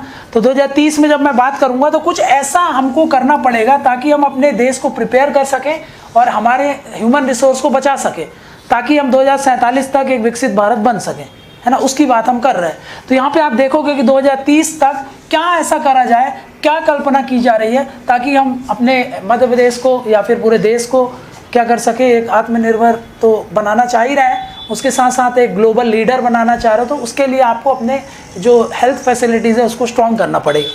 तो यहाँ पे आप देख सकते हो 2030 में, इसीलिए यहाँ पे लिखा है कि one nation one health system क्या होना चाहिए। इस one nation one health system की जब मैं बात करता हूँ 2030 में, तो इसका जो सबसे इम्पोर्टेंट कॉम्पोनेंट होगा वो क्या होगा, बताओ क्या हो सकता है। जब हम बात करेंगे 2030 में एक ऐसा हेल्थ सिस्टम जहाँ पर क्या होगा, फ्री छोड़ो वो वर्ड बताओ जो मैंने आपको, इंटीग्रेशन ऑफ हेल्थ केयर। तो सबसे पहले जब मैं बात करूंगा 2030 में, तो 2030 में जब आप हेल्थ केयर फैसिलिटीज़ या सर्विस लेने जाओगे तो सरकार तब तक क्या कर चुकी होगी, सारे हेल्थ केयर जितने भी हैं उनके बीच में इंटीग्रेशन कर देना। तो सबसे इंपॉर्टेंट जो चीज़ आ जाती है वो है आपका इंटीग्रेशन ऑफ हेल्थ केयर। लिखना कुछ भी नहीं, सब नोट्स में दिया हुआ है, बस समझते चलो। इंटीग्रेशन ऑफ हेल्थ केयर ये सबसे इंपॉर्टेंट है जिस पे सरकार काम कर रही है ना। इसी में मल्टी डिसिप्लिनरी अप्रोच पे काम कर रही है, वो मल्टी डिसिप्लिनरी अप्रोच पे काम कर रही है। मल्टी डिसिप्लिनरी अप्रोच क्या है, डिसिप्लिन मतलब होता है एक कोई भी चीज़, एक साइंस हो गई या फिर कोई भी एक सब्जेक्ट को हम डिसिप्लिन बोल देते हैं, है ना। जैसे ज्योग्राफी एक डिसिप्लिन है, सोशियोलॉजी एक डिसिप्लिन है ना, ऐसे करके आर्ट की बहुत सारे डिसिप्लिन आप जान रहे हो। तो ये क्या है, डिसिप्लिन मतलब यहाँ पे कोई भी एक सब्जेक्ट हो गया। तो यहाँ पे देखो यहाँ पे आयुर्वेद है, ठीक है। यहाँ पे देखो आप क्या है, आयुर्वेद के अलावा योग है, ठीक है। यहाँ पे आप देखो सिद्धा है, ऐसे करके सब आप देखो। तो सब का ये अलग अलग डिसिप्लिन से जो भी चीज़ आ रही है उसको सब में से बेस्ट हमको निकालना है और उसको हेल्थ में अपने साथ रखना है, समझ में आ रहा है। तो ये हो जाएगा मल्टी डिसिप्लिनरी, या फिर मैं बोल सकता हूँ इंटर डिसिप्लिनरी, या फिर इंटरसेक्टोरल कन्वर्जेंस। इनके बीच में क्या लाना है मेरे को, इंट्रा मतलब होता है उसी के अंदर, इंटर मतलब होता है अलग अलग, जैसे इंटरनेशनल एक देश से दूसरे देश, वहाँ पे इंटर डिसिप्लिनरी, डिसिप्लिन मतलब यहाँ पे सब्जेक्ट हो गया, इंटर सेक्टोरल, यहाँ पे सेक्टोरल मतलब अलग अलग सेक्टर जो चीज़ है, इन सबको जोड़ करके आपको क्या करना है, एक हेल्थ केयर तैयार करना है ना। अब इसमें एक वो चीज़ जो मैंने नहीं लिखी वो तो आपको लिखना ही चाहिए था, वो है आपका, यहाँ पे लिख देता हूँ, वो है एलोपैथी। तो ये अलग अलग सेक्टर है, अलग अलग डिसिप्लिन है, इन सब को मिला करके कन्वर्ज किया जाए, उसी को बोलेंगे इंटरसेक्टोरल कन्वर्जेंस, या फिर इंटरसेक्टोरल हम क्या कर रहे हैं यहाँ पर दोनों के बीच में कन्वर्ज कर रहे हैं, समझ क्या, इंटरडिसिप्लिनरी या फिर इंटरसेक्टोरल कन्वर्जेंस की बात कर रहे हैं। तो जब हम बात करेंगे 2030 में एक हमारा हेल्थ सिस्टम हो, तो उसमें सबसे एक जो इम्पोर्टेंट चीज़ आती है वो इंटीग्रेशन ऑफ हेल्थ केयर, जिसमें हम क्या कर रहे हैं, किसका इंटीग्रेशन कर रहे हैं बताओ, हम यहाँ पे कर रहे हैं आयुष का, और यहाँ पे कर रहे हैं मॉडर्न साइंस, मॉडर्न जो आपका मॉडर्न मेडिसिन है उसका, ये तो कर ही रहे हो, उसके साथ साथ हम यहाँ पर मल्टी डिसिप्लिनरी अप्रोच के साथ चल रहे हैं। ये नहीं कि आयुष में भी हम सारे जो सेक्टर्स के जो बेस्ट प्रैक्टिसेस हैं उन सबको इनकॉर्पोरेट करा जाएगा काहे में, हमारे हेल्थ केयर सिस्टम, समझना ना। तो ये सबसे पहला इंपॉर्टेंट जो चीज़ होती है वो ये हो गई, समझ गए। तो ये मल्टी डिसिप्लिनरी समझ में आ गया, इसका मतलब समझ में आ गया इंटरसेक्टोरल कन्वर्जेंस या इंटरडिसिप्लिनरी कन्वर्जेंस। जब भी आप डिसिप्लिन पढ़ते हो यहाँ पर, तो वो डिसिप्लिन का मतलब क्या होता है, सब्जेक्ट होता है ना। तो यहाँ पे हम बात करते हैं इंटरडिसिप्लिनरी इंटरसेक्टोरल कन्वर्जेंस की और जो आपकी मल्टी डिसिप्लिनरी अप्रोच की, ठीक है, ये होता है। तो ये सबसे पहला पॉइंट है, इसको बहुत देर तक हम लोगों ने ऑलरेडी जानते हैं इसके बारे में, तो अभी इसमें ज़्यादा जा नहीं रहा हूँ, ठीक है। तो ये हो गया आपका इंटीग्रेशन ऑफ हेल्थ केयर। दूसरा जो सबसे चीज़ जो इसमें करी जाएगी वो होता है वन हेल्थ अप्रोच पे चलना पड़ेगा, आप वन हेल्थ अप्रोच पे चलना पड़ेगा। अब ये वन हेल्थ अप्रोच अलग से भी क्वेश्चन आ सकता है कि what do you mean by one health, है ना। वन हेल्थ का मतलब क्या होता है, कभी बताया मैंने वन हेल्थ का मतलब, नहीं बताया, बताया है मैंने, बोला था आपको कि 3 हेल्थ हैं यहाँ पे, कौन कौन से, आप सीधा एकदम बोल देते हो कि नहीं बताया मैंने, ठीक है। ये है आपका ह्यूमन का हेल्थ, ठीक है, ये है आपका एनिमल का हेल्थ, और ये है आपका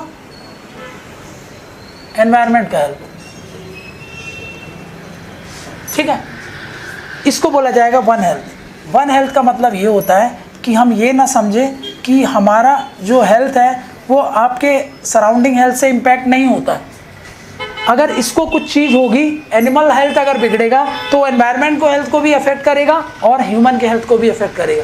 ह्यूमन का हेल्थ अगर बिगड़ता है तब हम काहे की बात करेंगे, एनिमल का हेल्थ भी बिगड़ेगा और एनवायरनमेंट का भी हेल्थ बिगड़ेगा। एनवायरनमेंट का अगर हेल्थ बिगड़ेगा तो एनिमल को भी अफेक्ट कर सकता है, ह्यूमन को भी करता है। एग्जाम्पल क्लाइमेट चेंज, समझा क्या, एग्जाम्पल ग्लोबल वार्मिंग। एनिमल का हेल्थ बिगड़ रहा है, उससे ह्यूमन का हेल्थ कैसे बिगड़ रहा है, एग्जाम्पल कोविड-19, समझा रहा है। ह्यूमन से एनिमल में भी कोविड के समय में डिसीज फैल रहे थे। तो ये कहीं ना कहीं अभी तक हमारा अप्रोच क्या है, अभी हम इस अप्रोच पे चलते हैं, इस अप्रोच पे, समझा रहा है। अभी हम क्या मान के चल रहे हैं कि भाई ये ह्यूमन का हेल्थ, एनिमल का हेल्थ और यहाँ पे एनवायरनमेंट का हेल्थ, ये अलग अलग चीज़ है ना, एक दूसरे को इफेक्ट नहीं कर रही है। यही है यूरोपियन मॉडल। लेकिन इंडिया का ट्रेडिशनल अगर मैं बात करूँ, उसमें आप भगवत गीता के श्लोक पढ़ो, है ना, आप उसमें वेदों में भी देखो, तो हमेशा इसीलिए नेचर को हमने पर्सोनिफाई करके रखा था, समझा क्या। हम उसकी पूजा क्यों करते थे नेचर की, है ना, क्योंकि वो पता है हमको कि यहाँ पे कोई चीज़ अफेक्ट होगी तो हमको कहीं ना कहीं अफेक्ट करने वाली है वो। तो यहीं पे आप देख सकते हो, ये यूरोपियन मॉडल है, इंडस्ट्रियलाइजेशन के बाद का मॉडल है। इंडस्ट्रियलाइजेशन में उनको ऐसा लगने लगा कि हम ह्यूमन पॉसिबिलिज्म, याद आया पॉसिबिलिज्म वर्ड मैंने बताया था, ह्यूमन के अंदर इंटेंस पोटेंशियल है, वो कुछ भी कर सकता है, कुछ भी यूटिलाइज कर सकता है। क्लाइमेट की एडवर्सरीज को, नेचर की एडवर्सरीज को या फिर एनवायरनमेंट की एडवर्सरीज को क्या कर सकता है, काउंटर कर सकता है। यही पॉसिबिलिज्म था। लेकिन यहाँ पे वन हेल्थ अप्रोच क्या बोलता है, ये बोलता है कि भाई हर एक चीज इंटीग्रेटेड है, समझ में, हर एक चीज एक दूसरे से जुड़ी हुई है। एक अगर इफेक्ट होगा तो आप इसकी पॉलिसी नहीं बना सकते अलग से। अगर आप जब 2030 में मैं बात कर रहा हूँ ना वन हेल्थ पॉलिसी की, तो जब आप हेल्थ की पॉलिसी बनाओगे ना, तो अभी क्या होता है, डॉक्टर्स को बस बुला रहे हो आप, अब आपको वेटनरीज वाले डॉक्टर्स को भी बुलाना पड़ेगा, जो क्लाइमेट, वो जो एनवायरमेंटलिस्ट होते हैं उनसे बैठ करके सलाह करनी पड़ेगी। तो अगली जो पॉलिसी होगी ना, उसमें जो स्टेक होल्डर्स होंगे वो सारे सेक्टर से आएंगे, समझ में आ रहा है? वो वाइल्ड लाइफ के भी वहाँ पे वो जो होते हैं एक्सपर्ट्स होते हैं वो भी होंगे उस समय एनवायरमेंटलिस्ट होंगे, है ना, ज्योग्राफर्स होंगे। उनके आधार पे आप सारी पॉलिसी बनाओगे और ऐसी पॉलिसी बनाओगे कि जो इन सबको एक साथ लेकर के चलेगी, है ना। इसकी एक इमेज बनाना है आपको।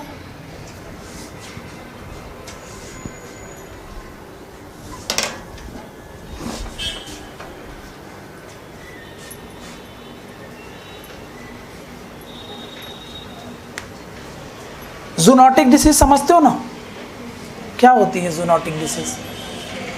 वो जो ह्यूमन से एनिमल में जाएगी, एनिमल से ह्यूमन में आएगी, वो सब।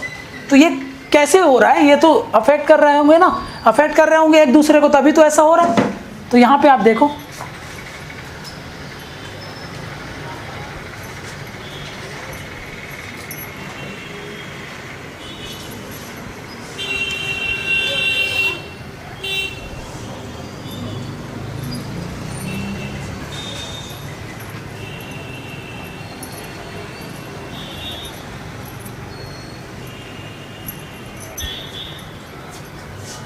देखो यहाँ पे कीवर्ड क्या लिखा है, वन हेल्थ क्या होगा? एक कोलैबोरेटिव होगा, मल्टी सेक्टोरल होगा, समझ गए?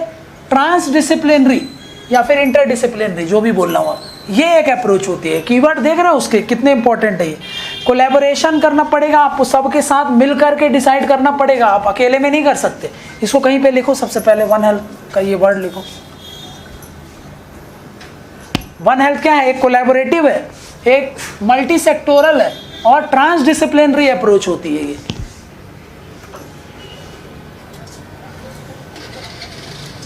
मल्टी सेक्टोरल कैसे? Health, human health, animal health, environmental health, समझा क्या? अलग अलग डिसिप्लिन भी है। बस ये लाइन लिखना यहां तक, ये कैसा अप्रोच है ये।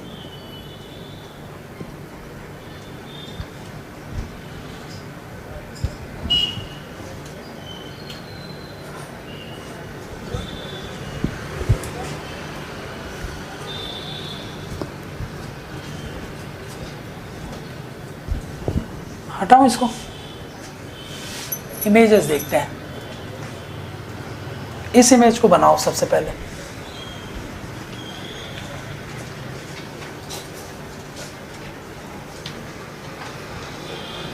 देखो,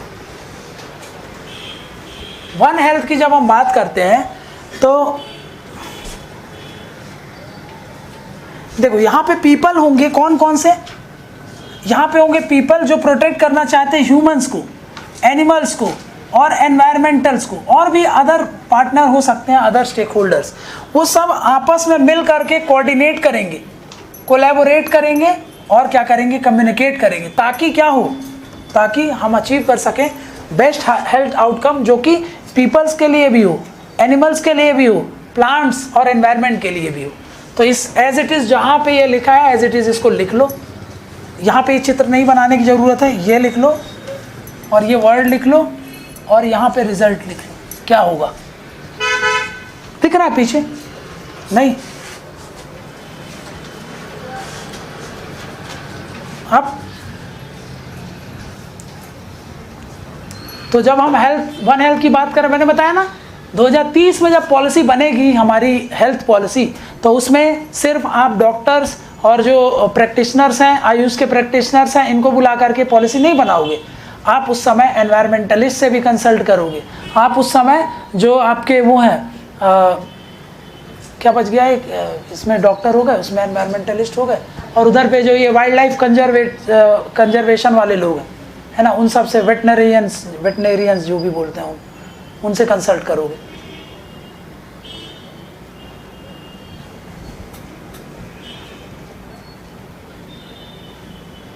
ये नहीं बना है आपके में, है ना, तो ये जरूर बना लेना और लिख लेना कहीं पे।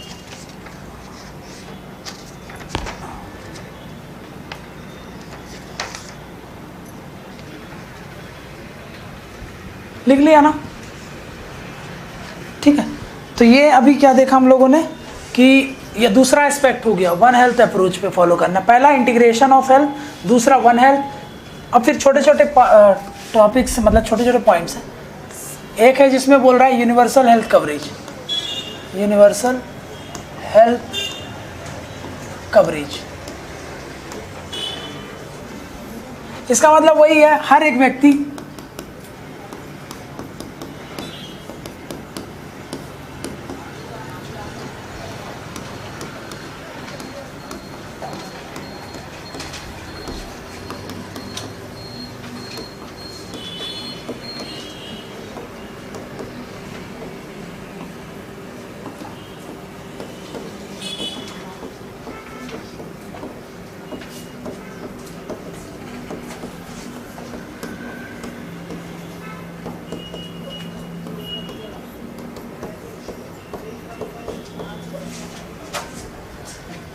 यूनिवर्सल हेल्थ कवरेज का मतलब क्या होता है, हर एक व्यक्ति के पास एक्सेस टू हेल्थ केयर होना चाहिए बिना किसी हार्डशिप के।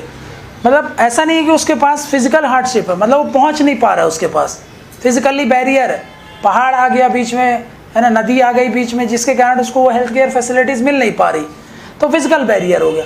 दूसरा होता है फाइनेंशियल बैरियर, इतना महंगा है ये हेल्थ केयर फैसिलिटीज़ कि हम उसको अवेल ही नहीं कर पा रहे, वो फाइनेंशियल हार्डशिप हो गया। तो हर एक व्यक्ति को हर एक समय, है ना, ऑल द टाइम, ठीक है, हर एक समय उसके पास क्या होना चाहिए, एक्सेस टू हेल्थ केयर होना चाहिए। हेल्थ केयर क्या है, access to health care services, उसके पास हर एक समय हेल्थ केयर की सर्विसेज अवेलेबल होना चाहिए, एक्सेसिबल होना चाहिए और अफोर्डेबल होना चाहिए। वही फूड सिक्योरिटी वाली डेफिनेशन चिपका दो इधर, ठीक है, अवेलेबिलिटी, एक्सेसिबिलिटी, अफोर्डेबिलिटी ऑफ, वहाँ पे फूड ग्रेन लिखते थे, यहाँ पे क्या लिख दोगे, health care services to all the people all the time, यही हो जाएगी डेफिनेशन। तो यही होगा क्या, यूनिवर्सल हेल्थ कवरेज होना चाहिए। तो हम बात करेंगे 2030 में, खैर नेशनल हेल्थ पॉलिसी 2017 ही बात करता है यूनिवर्सल हेल्थ कवरेज, लेकिन 2030 में तो हमको लेकर ही आना है, वो छोड़ना नहीं, उसको लेकर के ही चलना है, यूनिवर्सल हेल्थ कवरेज, ठीक है। फिर इसी में देखो कि चौथा पॉइंट, जो चौथा डायमेंशन की जब हम बात करेंगे 2030 में ऐसी हेल्थ पॉलिसी, तो उसमें हम बात करेंगे हेल्थ इक्विटी की, हेल्थ इक्विटी की बात करेंगे। अब ये हेल्थ इक्विटी क्या है, हेल्थ इक्विटी मतलब होता है जो हेल्थ रिसोर्सेस होते हैं, हेल्थ रिसोर्सेस होते हैं, उनका इक्विटेबल डिस्ट्रीब्यूशन हो, सबका हक होना चाहिए उसमें, इक्विटेबल डिस्ट्रीब्यूशन हो। ऐसा नहीं है कि कुछ बड़े लोग जो हैं वही इसका फैसिलिटी या फिर उसका उपभोक्ता कर सकते हैं। हर एक व्यक्ति के पास ये अधिकार हो या उसके पास राइट हो कि वो सारे हेल्थ रिसोर्सेज को हर एक व्यक्ति तक वो पहुँचे, है ना। इसीलिए यहाँ पे लिखा है हेल्थ रिसोर्स इक्विटेबल डिस्ट्रीब्यूशन हो, यही कहलाती है आपकी हेल्थ इक्विटी, है ना। ये हेल्थ इक्विटी कैसे कम हो सकती है, अगर आपने सारे रिसोर्सेस आप अर्बन की तरफ ही डाइवर्ट कर दिया आपने, तो रूरल एरियाज़ में तो जा ही नहीं रहा है। अब रूरल एरिया छोड़ो, अब पहुँचो ट्राइबल एरियाज़ में, तो ट्राइबल एरियाज़ में नहीं पहुँच पा रहा वो, अब ट्राइबल में भी पहुँच गया तो PVTGs के पास जाओ, अब आप तो वहाँ तक तो पहुँच ही नहीं पा रहे ना। तो आपका जो हेल्थ रिसोर्सेस है उसका इक्विटेबल डिस्ट्रीब्यूशन होना चाहिए ना, सबके लिए होना चाहिए ना, जो मार्जिनलाइज्ड सेक्शन है उनके लिए होना चाहिए। बाकियों की तो बात हम कर रहे हैं, उन पे तो पहुँच ही जाएगा, लेकिन जब हम बात कर रहे हैं हेल्थ इक्विटी की, इक्विटी और इक्वालिटी में फ़र्क समझते हो ना।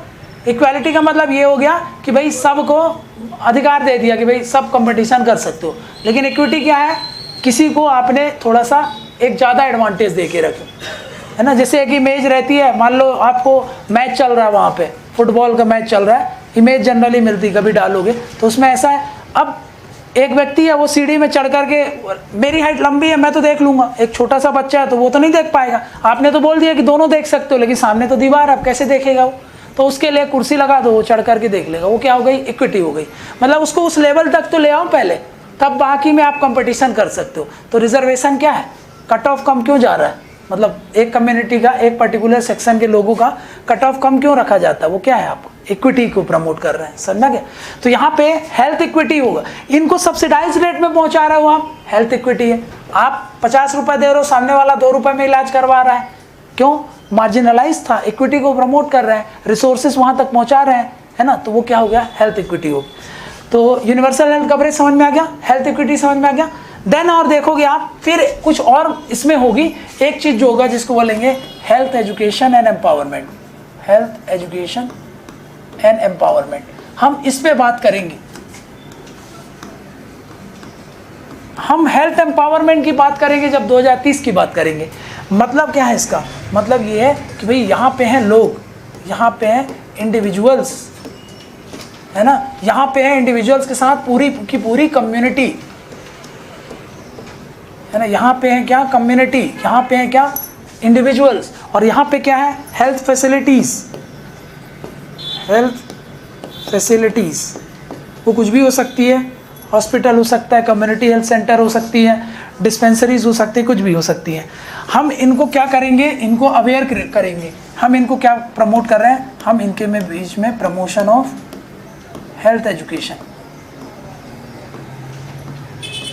हम इनको हेल्थ से एजुकेट कर रहे हैं। हम इनको हेल्थ एजुकेशन में किस चीज़ का नॉलेज दे रहे हो? आप इनको नॉलेज दे रहे हो हेल्थ एजुकेशन में। हम क्या दे रहे हैं इनको? हम दे रहे हैं अबाउट सैनिटेशन, स्वच्छ भारत मिशन।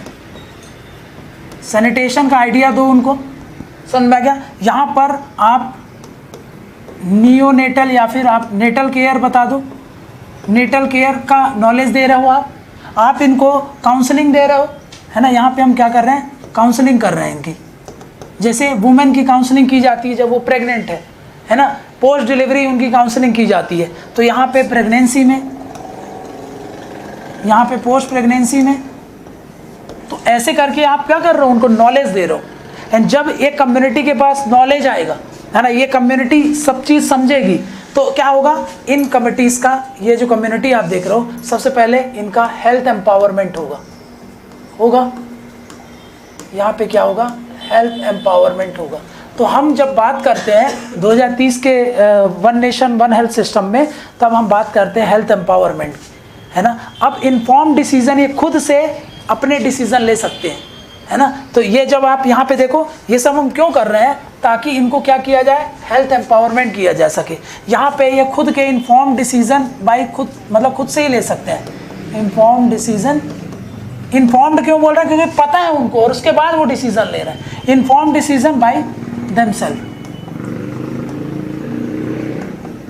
ठीक है। तो यहाँ पे आप देख पा रहे हो कि यहाँ पर क्या किया जा रहा है? एक इन्फॉर्म डिसीजन वो खुद से ले पा रहे हैं और उनका हेल्थ एम्पावरमेंट हो रहा है। आप एक बात बताओ, जब हेल्थ एम्पावरमेंट होगा तो सबसे एक और चीज़ यहाँ से निकल के आएगी जिसको बोलेंगे कम्युनिटी का पार्टिसिपेशन, है ना, जो कि सबसे ज़्यादा जरूरी है। इंदौर में स्वच्छ भारत मिशन क्यों सक्सेसफुल है? कम्युनिटी के पार्टिसिपेशन के लिए। और इसीलिए जब कम्युनिटी का पार्टिसिपेशन होगा तब आप overall health and wellbeing ensure कर सकते हो। सैनिटेशन में पार्टिसिपेट करवा लो, काउंसलिंग में उनका पार्टिसिपेशन होगा तो बेटर तरीके से उनका और ज़्यादा हेल्थ एंड वेलबींग इंश्योर होगा। तो यहाँ पे आप देख सकते हो, यहाँ पे हम क्या करना चाहते हैं? यहाँ पे हम करना चाहते हैं कम्युनिटी का पार्टिसिपेशन इंश्योर हो जाएगा।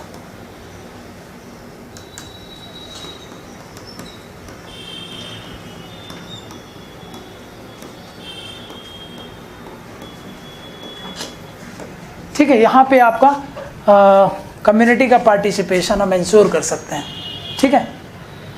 तो ये हेल्थ एजुकेशन अलग चीज़ होती है, हेल्थ एम्पावरमेंट अलग चीज़ है। एम्पावरमेंट, हेल्थ एम्पावरमेंट आप कैसे कर सकते हो उनको? तो उनको नॉलेज से कर सकते हो। प्रमोशन ऑफ हेल्थ कैसे? हेल्थ एजुकेशन से प्रमोट करके आप कर सकते हो। उसमें कौन से तरीके का नॉलेज देते हो आप? सैनिटेशन के बारे में, है ना, मैटरनल केयर के बारे में, नेटल केयर के बारे में, ठीक है। यहाँ पे आप मैटरनल केयर हो गया, नेटल केयर हो गया,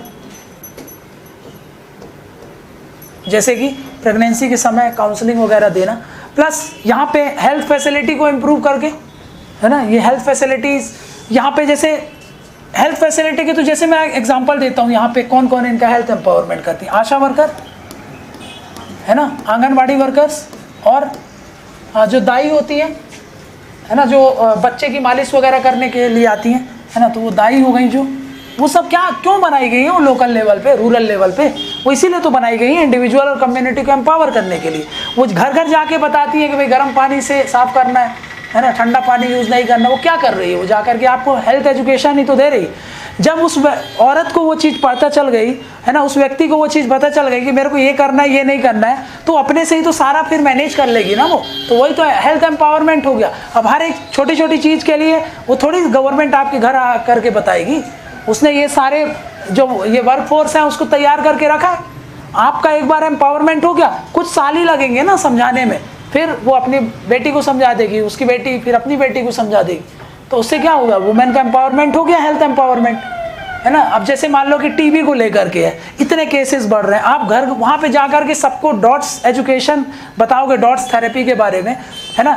HIV के पेशेंट्स हैं, उनको एंटी रेट्रोवायरल थेरेपीज़ के बारे में बताओगे, तो वो जाकर के कहीं ना कहीं पार्टिसिपेट तो करेंगे फिर वो ठीक होने के लिए। अब वो पता ही नहीं हो, अवेयर ही नहीं है, हेल्थ एजुकेशन ही नहीं है, तो कहाँ से कर लोगे आप। इसीलिए तो डिसीज़ कैपिटल बन रहा है। तो यही चीज़ को रोकने के लिए क्या कर रहे हैं हम, हेल्थ एजुकेशन और हेल्थ एम्पावरमेंट कर रहे हैं। समझ में आ गया। तो ये हेल्थ एजुकेशन और हेल्थ एम्पावरमेंट की बात कर रहे हैं। फिर जो सबसे इंपॉर्टेंट नेक्स्ट पॉइंट आप देखते हो, ये कौन सा पॉइंट हो गया, 5th हो गया, ठीक है, ये हो गया। देन उसके बाद अगर मैं बात करूं, अभी हमारे पास 3 लेवल पे हेल्थ केयर सिस्टम होते हैं, है ना। हमारे पास होता है प्राइमरी, सेकेंडरी और टर्शरी। ये है प्राइमरी हेल्थ केयर, ये है सेकेंडरी हेल्थ केयर और ये है टर्शरी हेल्थ केयर। अगर आप यहाँ पर प्राइमरी हेल्थ केयर पे फोकस कर लिए तो मोस्ट ऑफ द डिसीज तो पहले प्रिवेंट हो गई। तो सरकार ये कर रही है कि अब जब हम 2030 की पॉलिसी पे बात करेंगे, नेशनल हेल्थ पॉलिसी में भी क्या बोला गया था, याद करो, 2/3 ऑफ टोटल एक्सपेंडिचर जितना भी जा रहा है वो प्राइमरी हेल्थ केयर के लिए सरकार फोकस करेगी। यहाँ पर भी सरकार का फोकस है कि फोकस यहाँ पे करो, है ना, क्योंकि यहाँ पे फोकस करोगे तो यहाँ पे जो बर्डन है, यहाँ पे जो बर्डन होगा ऊपर लेवल पे, ये बर्डन आपका कम हो जाएगा। क्योंकि जब आप यहाँ पे फोकस करोगे तो यहाँ पर अर्ली डायग्नोस हो जाएगा, है ना, अर्ली डायग्नोस हो जाएगा। जब ये अर्ली बहुत जल्दी डायग्नोस कर लिए आप, बहुत जल्दी पता कर लिए, तो आप समझ सकते हो अर्ली ट्रीटमेंट हो जाएगा उसका। इसलिए यहाँ पर अर्ली डायग्नोस के बाद यहाँ पे अर्ली इंटरवेंशन हो जाएगा। यही कारण है कि आप देखते हो 2017 की जो हेल्थ पॉलिसी आई है और नेशनल जो आपका आयुष्मान भारत मिशन जो आया है, वो क्या बोलता है, प्राइमरी हेल्थ सेंटर को यहाँ पे प्रमोट करने के लिए हेल्थ एंड वेलनेस सेंटर बनाए जा रहे हैं, याद आया। और इन्हीं हेल्थ एंड वेलनेस सेंटर पे अभी क्या कर दिया गया है, बहुत ज़्यादा इनको अपग्रेड कर दिया गया है, बहुत ज़्यादा फैसिलिटीज़ डेवलप कर दी गई है ताकि ये अर्ली डायग्नोस कर सके, इवन कैंसर जैसी चीज़ों को डायग्नोस कर सके। यहाँ पे जब डायग्नोस कर लोगे तो जल्दी से पता चल गया फर्स्ट स्टेज का है तो ठीक हो सकता है। आपने टाइम लगा दिया, 3rd स्टेज में पहुँच गए तो फिर आप ठीक है। तो ये क्या हो रहा है, आपका अर्ली डायग्नोस कर रहे हो आप। ये देखो, इसी के कारण देखो ऊपर पे बर्डन पड़ेगा और हम तो ऊपर की तरफ जा रहे हैं। इंडिया में क्या हो रहा है, हम ऊपर की तरफ जा रहे हैं, है ना। हमारे यहाँ टर्शरी हेल्थ केयर में ज़्यादा भीड़ लग रही है अब। तो वो क्यों हो रहा है, क्योंकि यहाँ पर ही आप इंटरवेंशन नहीं कर पा रहे। तो इसलिए सरकार चाह रही है कि हम प्राइमरी हेल्थ केयर पे बहुत ज़्यादा फोकस करें। इसीलिए जगह जगह पे आप देखो, गांव-गांव पे हेल्थ एंड वेलनेस सेंटर खोले जा रहे हैं, है ना। और उनको इक्विप किया जा रहा है state of the art technology से, बहुत ही सोफिस्टिकेटेड टेक्नोलॉजी से, बहुत हाईली स्पेशलाइज्ड मशीन्स दी जा रही है वहाँ पर, ताकि हम अर्ली लेवल पे क्या कर सकें, चीज़ों को डायग्नोस कर सकें, ठीक है। देन उसके साथ साथ इसी हेल्थ एंड वेलनेस सेंटर से वो करोगे आप क्या, हेल्थ एजुकेशन, हेल्थ एम्पावरमेंट। अभी लिखा था ना, ये हेल्थ फैसिलिटीज़ होगी। ये हेल्थ फैसिलिटीज़ में क्या है, ये हेल्थ फैसिलिटीज़ क्या होंगी, यही तो है हेल्थ एंड वेलनेस सेंटर जो होंगे। और भी फैसिलिटीज़ हैं, कुछ भी हो सकता है उसमें, बड़े हॉस्पिटल्स भी हो सकते हैं, लेकिन जो लोकल, सीधे जो लोकल कम्युनिटी से अटैच्ड हैं या जुड़े हुए, वो कौन है, वो आपके health community, health and wellness centre है। ये हेल्थ एंड वेलनेस सेंटर कौन थे, वही थे प्राइमरी हेल्थ सेंटर, वही थे सब सेंटर्स, याद आया, वही थे डिस्पेंसरीज, जो लोकल लेवल पे डिस्पेंसरीज थी, वही तो थे। यही हेल्थ एंड वेलनेस सेंटर सीधा सीधा एंगेज करेंगे कम्युनिटीज़ के साथ, समझा गया। और यहाँ पे आप देख पाओगे, यहाँ से हेल्थ एम्पावरमेंट तो हो ही रहा है, और हम क्या कर रहे हैं, ये बर्डन जो बढ़ रहा है ऊपर लेवल पे वो कम हो रहा है। जब ये बर्डन ऊपर लेवल पे बढ़ेगा तो ये बताओ मुझे कि सरकार पे भी तो बहुत ज़्यादा बजटरी कंस्ट्रेंट पड़ेगा कि नहीं पड़ेगा, क्योंकि ये वाली तो बहुत ही ज़्यादा पैसा लगता है ना इधर पे। इसके कारण क्या होता है बताओ मुझे, आउट ऑफ पॉकेट एक्सपेंडिचर ये भी तो कम हो जाएगा ना। अभी आउट ऑफ पॉकेट एक्सपेंडिचर का क्या मतलब था, अगर मैं हेल्थ सर्विस ले रहा हूँ, उसमें अगर मैंने 100 रुपये खर्च किए, तो हो सकता है मेरे को ड्रग्स सब्सिडाइज रेट में मिल गई हो, या फिर मेरा हेल्थ इंश्योरेंस रहा हो तो मेरे को सिर्फ 50 रुपये देने पड़े, तो वो क्या है, आउट ऑफ पॉकेट एक्सपेंड। अपनी जेब से मैं कितना लगा रहा हूँ, ड्रग तो फ्री में मिल जाएगी सरकारी अस्पताल में, तो उसमें तो मेरा पैसा नहीं लगा ना, बच गया वो। लेकिन उसके अलावा आप देखो कि 100 रुपये अगर मैंने खर्च कर दिए, उसमें से अगर मैंने 50 रुपये भी जेब से लिए तो भी तो बहुत ज़्यादा है ना, इंडिया जैसे देश में। हमारे मध्य प्रदेश में आउट ऑफ पॉकेट एक्सपेंडिचर 51-52 के आसपास है, नेशनल एवरेज यही 48 के आसपास है। मतलब मध्य प्रदेश में ही आप देखो आउट ऑफ पॉकेट एक्सपेंडिचर कितना ज़्यादा है। तो वो क्यों ज़्यादा है ना, क्योंकि हमारा इस लेवल पे बर्डन में बहुत ज़्यादा कॉस्टली पड़ता है हेल्थ केयर। सरकार क्या, यहाँ पे तो सरकार बहुत ज़्यादा फ्री में फैसिलिटीज़ दे रही है ना आपको, लेकिन ऊपर लेवल पे तो उतना है नहीं। अब ये तो आयुष्मान भारत का कार्ड बनने लगा, नहीं तो आपकी तो हालत ख़राब थी। तो यहाँ पे आप समझो, ऊपर लेवल पे आउट ऑफ पॉकेट एक्सपेंडिचर कम रहे, है ना, नीचे लेवल पे सारी चीज़ें आपको पहले से ही पता चल जाए, और ओवरऑल आपका इसमें से सरकार के बजट पे भी कम कंस्ट्रेंट पड़ेगा। दूसरा, आउट ऑफ पॉकेट एक्सपेंडिचर कम हो जाएगा, यूनिवर्सल हेल्थ कवरेज की तरफ हम जाएंगे। तो ये सब हम करना चाह रहे हैं 2030 के पॉलिसीज़ में, समझ रहे हैं। तो ये कुछ बड़ी बड़ी चीज़ें हैं जो सरकार प्लान कर रही है कि इसमें one nation one health system, समझ गए, पूरे देश में एक ऐसा हेल्थ सिस्टम तैयार करना है जो इन सारे फीचर से पूरा वो हो, मतलब इन सारे फीचर्स उसमें दिखेंगे।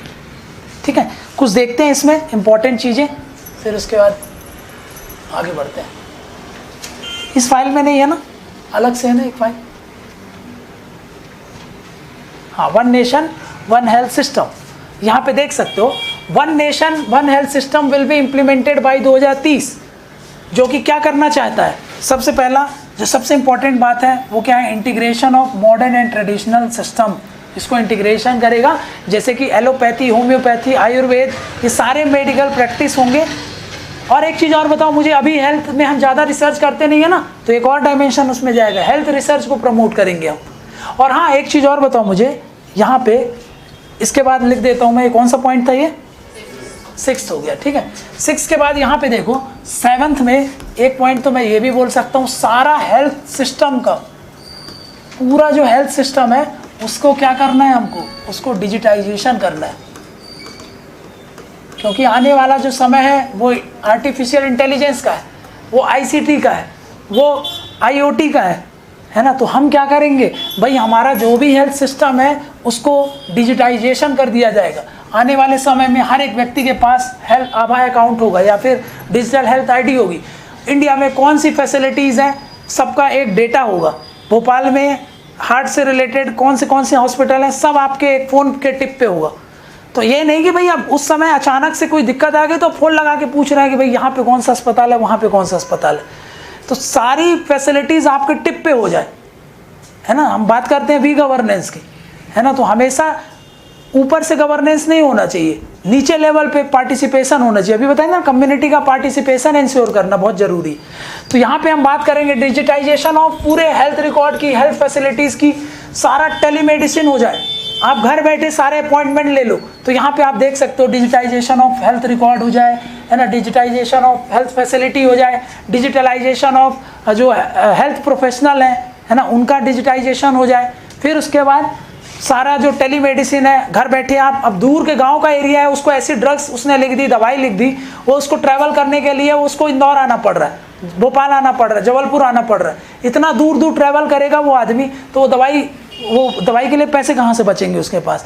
इसीलिए टेलीमेडिसिन, है ना, आप टेलीमेडिसिन को प्रमोट करो, घर बैठे वो सारा फैसिलिटी ले ले, है ना। ई-फार्मेसी को प्रमोट करो। ई-फार्मेसी में क्या होगा, ऑनलाइन वो जाके 1 mg जो आता है, घर बैठो प्रिस्क्रिप्शन डाल दो, वो आपके घर में डिलीवरी कर देंगे।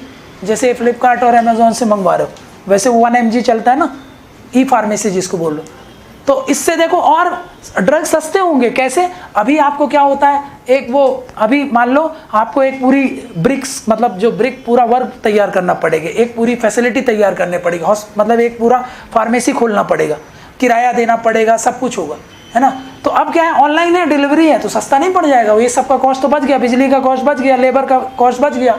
तो ये सबसे देखो, इससे क्या होगा, आपका कहीं ना कहीं कम हो जाएगा। ठीक है, तो ये हम क्या कर रहे हैं, डिजिटाइजेशन करने की बात करेंगे। तो यहाँ पे देख सकते हो आप कि this system seeks to establish a unified मतलब समझ में आ गया। अब यहाँ पे यूनिफाइड क्या है, अभी मैंने बात कर रहा, आपको बता रहा था मैं, यूनिफाइड मतलब यहाँ पे 8वां लिख देता हूँ। हम यूनिफाइड हेल्थ की बात करते हैं।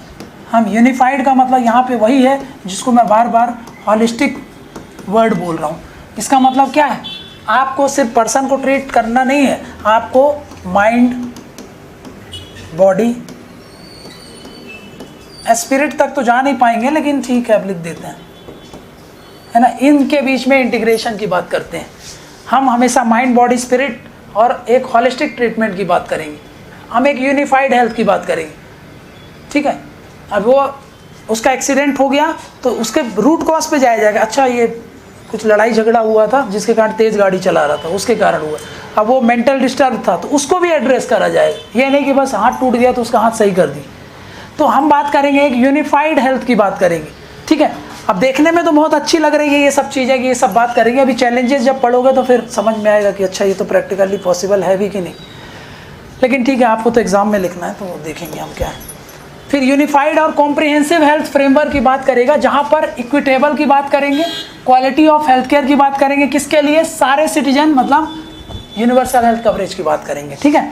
विजन क्या है इसका, देखो क्या बोल रहा है, it creates a unified and integrated health system. Unified मतलब होलिस्टिक, इंटीग्रेटेड मतलब आपको पता है, कीवर्ड याद रख लेना, यही सारे कीवर्ड वहाँ यूज़ करना है आपको। यूनिफाइड हो गया, इंटीग्रेटेड हो गया, ठीक है। जो कि क्या करेगा, जब आप यूनिफाइड और इंटीग्रेटेड हेल्थ सिस्टम फॉलो करोगे तो हम इक्विटेबल हेल्थ की तरफ जाएंगे, एक्सेसिबल बनाएंगे हेल्थ केयर को, और अच्छी हाई क्वालिटी की हेल्थ केयर सभी सिटीजन को मिल पाएगा हमारे देश में। फिर ये पॉलिसी क्या करेगा, अभी ये साइलो समझते हो ना, साइलो मतलब जैसे मैं बोलूँ ये एक साइलो है तो यहाँ पे सिर्फ इसी के अंदर जो चीज़ है उसका बाहर से कोई इंटरेक्शन नहीं है। अभी क्या होता है, अभी साइलोज है, एलोपैथी वाला इससे इंटरेक्ट नहीं कर रहा है ना, आयुष से, आयुष वाला उससे कोई लेना देना नहीं, सब साइलोज में काम कर रहे हैं। अब ये साइलोज को हमको ब्रेक करना है ना। अब हम देश की बात कर रहे हैं, देश में एक इक्विटेबल हेल्थ केयर की बात कर रहे हैं, यूनिवर्सल हेल्थ केयर की बात कर रहे हैं। तो अब हमको अपने देश की प्रायोरिटी जो होगी वो हेल्थ है, उसको ध्यान में रखना है। इसके लिए हमको इन साइलोज को तोड़ना पड़ेगा, जो अलग अलग करके ऑपरेट कर रहे हैं उन सब की बैरियर को तोड़ करके मल्टी डिसिप्लिनरी, ट्रांसडिसिप्लिनरी या फिर इंटरडिसिप्लिनरी अप्रोच पे काम करना पड़ेगा, हमको इंटीग्रेशन पे जाना पड़ेगा। इसीलिए बोल रहे हैं कि this policy aims to break down the silos between various health care system and sectors, ताकि क्या कर सको आप, एक होलिस्टिक और कोलैबोरेटिव अप्रोच के साथ हेल्थ एंड वेलनेस को हम इंश्योर कर सकें। समझ में आया? ऑब्जेक्टिव्स क्या है, देखो क्या करा जाएगा, इंटीग्रेशन ऑफ हेल्थ केयर पता है आपको, universal of health care, universal health coverage पता है आपको, स्ट्रेंथनिंग प्राइमरी हेल्थ केयर अभी बता दिया मैंने आपको, हेल्थ इक्विटी आपको पता है, इनोवेशन एंड टेक्नोलॉजी मतलब अंडरस्टूड है क्या, कि हमको ज़्यादा से ज़्यादा हेल्थ केयर सिस्टम में टेक्नोलॉजी का यूज़ करना है। जैसे देखो ब्लड शुगर को टेस्ट करने के लिए पहले आपको पिंच करना पड़ता था, वो बार बार पेन होता था। आजकल ऐसी मशीन आ गई, आप यहाँ पे लगा के छोड़ दो, पूरे दिन का क्या आपका ब्लड शुगर रहा है वो सब बता देगा आप, समझेगा। अब वो सारा झंझट नहीं, कई लोग इसलिए टेस्ट नहीं कराते हैं, भाई पेन हो रहा है ना, तो अब वो क्या होगा, आप वो लगा के रखे हैं बस, कोई दिक्कत नहीं है, वो पूरे समय का आपको दे रहा है, पेनलेस है वो। तो क्या है, देखो टेक्नोलॉजी का यूज़ करके आप कितना जल्दी वो कर सकते हो, है ना। वो जो है ऑक्सीमीटर है ना, ऑक्सीमीटर, आपका ऑक्सीजन लेवल नीचे हो रहा है, आपके घर में है, आप तुरंत पता कर लो, गिर रहा है तुरंत ले जाओ हॉस्पिटल। वो एक ऐसी चीज़ है, वो हर घर में होनी चाहिए, है ना। वो टेक्नोलॉजी, वो ऐसी टेक्नोलॉजी से उसको बनाया गया है, तो ये आप कितनी लाइफ उससे बचा सकते हो। तो मतलब हमको क्या करना है, टेक्नोलॉजी का ज़्यादा से ज़्यादा यूज़ करना है और उसको इंटीग्रेट करना है। जब आप ऐसा करोगे तो आप एक हेल्थ, अगर हर एक व्यक्ति को इसके बारे में अवेयर किया जाए तो उससे हेल्थ एजुकेशन होगा, खुद के डिसीजन ले पाएगा वो, उसको पता है कि कब मेरे को हॉस्पिटल जाना है। जैसे 90 हुआ आप लेके जाओ उसको हॉस्पिटल, है ना। 90 से नीचे जाने लगा मतलब वो थोड़ी देर में उसको चाहिए ऑक्सीजन, है ना। आपको तो अभी नॉर्मल समझ में नहीं आया, फिर अचानक से एकाएक आपको समझ में आ गया ये तो अनकॉन्शियस हो गया। अब जब तक आप लेके जाओगे तब तक तो सारा दिक्कत हो जाएगी। तो ये क्या है, आपको टेक्नोलॉजी को हमेशा क्या करना है, वो करना है, और नई नई टेक्नोलॉजी को आपको यूज़ करना है, नई नई टेक्नोलॉजी पे रिसर्च करना है, वो सब। फिर उसके बाद अब हम प्रिवेंटिव हेल्थ केयर की तरफ जाएंगे। क्यूरेटिव पहले ये अप्रोच रहती थी सरकार की, अब आप बिना प्रिवेंटिव के नहीं जा सकते, इसलिए आपको आयुष को इंटीग्रेट करना पड़ेगा मॉडर्न साइंस के साथ, ठीक है। तो ये है आपका प्रिवेंटिव पे। यूनिफाइड हेल्थ का मतलब अभी मैंने आपको समझा दिया क्या होता है, फिजिकल, मेंटल और सोशल वेलबींग सब आपका अच्छा हो। सोशल वेलबींग मतलब समाज में जो आपके रिलेशंस हैं ये भी अच्छे हो। 10 लोगों के साथ बैठे हो और अचानक से चिल्लाने लगे, ठीक है, तो ये क्या आपका सोशल वेलबींग है, ठीक है।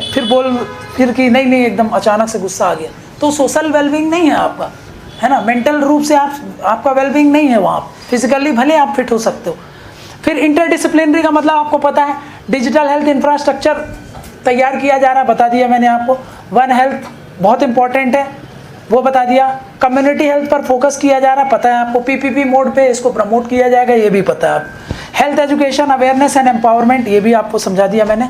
रिसर्च एंड डेवलपमेंट को प्रमोट किया जाएगा, क्योंकि अभी हमारे यहाँ रिसर्च बहुत कम होती है, हम तो उन्हीं पे ही डिपेंड रहते हैं। हमारे यहाँ की जो फार्मेसीज़ हैं वो सब जो भी है, हम जेनरिक ड्रग्स बनाते हैं, खुद से तो ज़्यादा रिसर्च करते नहीं है, है ना, इसीलिए तो हमारे ड्रग्स सस्ते पड़ रहे हैं। रिसर्च कौन कर रहा है? बड़ी बड़ी कंपनी, यूएस की कंपनी, यूरोप की कंपनी। फिर वो चिढ़ते हैं इंडिया जैसे देश से कि भैया रिसर्च हम लोग कर रहे हैं, फिर बाद में आप उसका जो भी है उसको डिस्ट्रीब्यूट करके कंपलसरी लाइसेंसिंग दे करके आप दूसरी ड्रग कंपनी को दे रहे हो और वो बना रहे हैं उसको। तो वो इसीलिए अब हमारे यहाँ खुद रिसर्च वगैरह को प्रमोट किया जाए। अब वो महंगी क्यों होती है ड्रग, समझ में आ गया? जेनरिक ड्रग से, क्योंकि इतना पैसा लगाते हैं, इतने सारे साइंटिस्ट को ढूंढते हैं, रिसर्च कराते हैं, ट्रायल्स कराते हैं, पैसा कहाँ से रिकवर होगा? बहुत पैसा लगता है उसमें, इसलिए फिर ओरिजिनल जो ड्रग्स होती हैं वो महंगी आती हैं। फिर इनको पेटेंट दे दिया जाता है 20 साल का, 20 साल कंप्लीट हो गया, 20 साल के पहले इनके पास है सारे राइट्स। ये जो चाहेंगे वो, जिस कंपनी को अगर इनको लगता है कि नहीं हम ही बनाएंगे तो फिर यही बनाएंगे, और मान लो कोई और कंपनी चाहती है बनाना तो फिर ये उसको देंगे, उससे पैसा लेंगे। 20 साल बाद सरकार सबको दे देती है, बोल देती है कि ये भाई ये फॉर्मूला है, बना लो, और फिर वो जो कंपनी है बना लेगी, लेकिन 20 साल तक तो उसके पास है ना राइट। तो ये होता है, तो इसलिए 20 साल वो बहुत महंगी बिकेगी। आप स्टार्टिंग में कोई भी वैक्सीन आती है या फिर कोई भी ड्रग्स आती है, रिसर्च के जब रिसर्च करी जाती है उसमें तो बहुत महंगी मिलेगी आप। तो हमारे यहाँ रिसर्च एंड डेवलपमेंट को भी प्रमोट किया जाएगा, ताकि अभी हम बाहर पे बहुत डिपेंडेंट हैं, हम अपना खुद का आत्मनिर्भर बने इस सेक्टर में भी, है ना। अभी उसमें भी देखो आप, जब हम बात करते हैं, जब कोविड लगा था तो पीपीई किट वगैरह हो गए, और जो आपके एपीआईज हैं, जो आपके ये ड्रग्स वगैरह मैन्युफैक्चरिंग करने के लिए जो कंपोनेंट्स होते हैं, या फिर जो बहुत ही एसेंशियल चीज़ें चाहिए होती है, वो सब चाइना से आती थी। लॉकडाउन लग गया तो फिर आप हालत ख़राब हो गई देश की। तब तो देखो यहाँ पे उज्जैन में मेडिकल डिवाइस पार्क खुद का बना रहे हैं हम, है ना। देश में हम हेल्थ सेक्टर में अपने आप को ही आत्मनिर्भर बना रहे हैं, ताकि भाई हमारे यहाँ ही बेस हो। कल को ऐसी और फिर सिचुएशन आ गई, क्योंकि आने वाला सिचुएशन तो और ज़्यादा बोला जाता है, प्रेडिक्ट किया जा रहा है, ये तो कुछ नहीं है, ये पेंडेमिक्स आने वाले की इंटेंसिटी तो और ज़्यादा होने वाली है। क्लाइमेट चेंज हो रहा है, ग्लोबल वार्मिंग हो रही है, ह्यूमन और एनिमल का कांटेक्ट इतना ज़्यादा हो चुका है, पूरे जंगल को उजाड़ दिया आपने। अब सीधा सीधा आपका मैन एनिमल कॉन्फ्लिक्ट बढ़ गया है, खाने के लिए आपको बैट्स ही चाहिए हैं, तो उसके कारण आपके यहाँ तो डिसीज़ बढ़ने ही वाली है। और अब नहीं, अब आप भी रोक लोगे ना, तो आपने तो पूरे जंगल पहले ही उजाड़ दिए ना, तो वो तो अब कॉन्फ्लिक्ट वो आपके बहुत क्लोज आ चुके हैं। जब क्लोज आ चुके हैं तो पेंडेमिक्स तो आने ही वाली है। इसलिए अपने आप को स्ट्रेंथन करना, अपने आप को सारा सर्विलांस सिस्टम स्ट्रेंथन करना। याद करो पीएम अभिम में 3 कंपोनेंट मैंने आपको बताया था। सबसे पहला हेल्थ इंफ्रास्ट्रक्चर इंप्रूव करना, दूसरा मैंने आपको क्या बताया था, उसके साथ हेल्थ इंफ्रास्ट्रक्चर के साथ रिसर्च को प्रमोट करना, याद आया, रिसर्च एंड डेवलपमेंट। और तीसरा उसमें एक चीज़ था जिसको बोलते थे सर्विलांस, मल्टी एंट्री पॉइंट्स, याद करो बताया था मैंने। हर एयरपोर्ट से जो बाहर से लोग आ रहे हैं वहाँ पे एंट्री पॉइंट्स पे ही उनकी स्क्रीनिंग हो, ताकि हमारे देश में ही ना आ पाए डिसीज़। ये 3 कंपोनेंट थे पीएम अभिम के। तो हमको पूरे देश में, यहाँ पे एक पॉइंट लिखो आप, स्ट्रेंथन सर्विलांस नेटवर्क तैयार करना। 11 पॉइंट लिख लो यहाँ पे, स्ट्रेंथन डिसीज सर्विलांस नेटवर्क।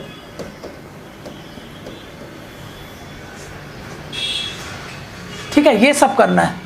और ये तो मैंने आपको बता ही दिया, नेशनल हेल्थ डेटाबेस तैयार करना है। एक हमारे पास डेटाबेस होना चाहिए, पूरे देश की सारी इंफॉर्मेशन उसमें होनी चाहिए हेल्थ को लेकर के, कि हमारे हेल्थ पे चल क्या रहा है देश में, है ना, वो डेटा होना चाहिए। अब डेटा होता तो सरकार अच्छे से पॉलिसी बना सकती है कि नहीं बना सकती। डेटा ही नहीं है तो सरकार को क्या पता कि कहाँ पे कौन सी बीमारी फैल रही है। इसीलिए जगह जगह पे मैंने आपको एक चीज़ बताया था, इंटीग्रेटेड डिसीज सर्विलांस पूरा सिस्टम है डिस्ट्रिक्ट में। कोई भी ऐसी बीमारी आती है जो फैल सकती है, तुरंत रिपोर्ट करी जाती है, तभी तो हमको पता चल जाता है ना कि इस ज़िले में ये डिसीज़ 15 लोग अफेक्टेड हो गए। अभी वो HIV फैला था वहाँ पे, जो नॉर्थ ईस्ट में, कहाँ पे फैला था, नागालैंड में, जहाँ पे भी फैला हो, तो वहाँ पे आप देखो कैसे पता चला कि 290 या फिर 250 बच्चों इससे इन्फेक्ट हो गए। डिसीज़ सर्विलांस पूरा नेटवर्क बनाया जा रहा है ना। हर एक ज़िले में आपके पास पूरा एक इंटीग्रेटेड डिसीज़ सर्विलांस सिस्टम, उसमें से कोई ऐसे केसेस जब आने लगते हैं जो बहुत तेज़ी से फैल सकते हैं, तुरंत पता चलता है हमको। जब ये सब चीज़ें पता चलेगा तो आप रोक सकते हो ना अर्ली इंटरवेंशन करके। तो इसलिए आपको पूरे देश में हमको क्या करना है, स्ट्रेंथन करना है डिसीज़ सर्विलांस नेटवर्क। ऐसा ना हो कि वो वहाँ से निकला और वो एक स्टेट से निकला, वहाँ के 7 स्टेट में फैल गया, तब अपन को पता चल रहा है कि क्या हो गया। तुरंत एक केस बढ़ा, 2 केस पड़ा, समझ में आता है। अब अचानक से एक हफ्ते के अंदर 50 केस आ गए, मतलब आपको अलर्ट हो जाना चाहिए, तुरंत इंटरवीन करना चाहिए। तो ऐसे करोगे तभी तो आप बचा पाओगे देश की इतनी बड़ी जनता। दिल्ली में चले जाओ, आप एक जगह 1 किलोमीटर स्क्वायर के एरिया में 50,000 लोग रहते हैं, 50,000। आप वो छींक भी दिया तो अभी तुरंत यहाँ पे 150 लोग इन्फेक्ट हो जाए सिर्फ छींकने में ही। और रूरल एरियाज़ में तो इतनी दूर दूर लोग रहते हैं, कोई दिक्कत नहीं है, वहाँ पे तो कंसनट्रेटेड रह रहे हैं ना, डेंसिटी इतनी ज़्यादा है।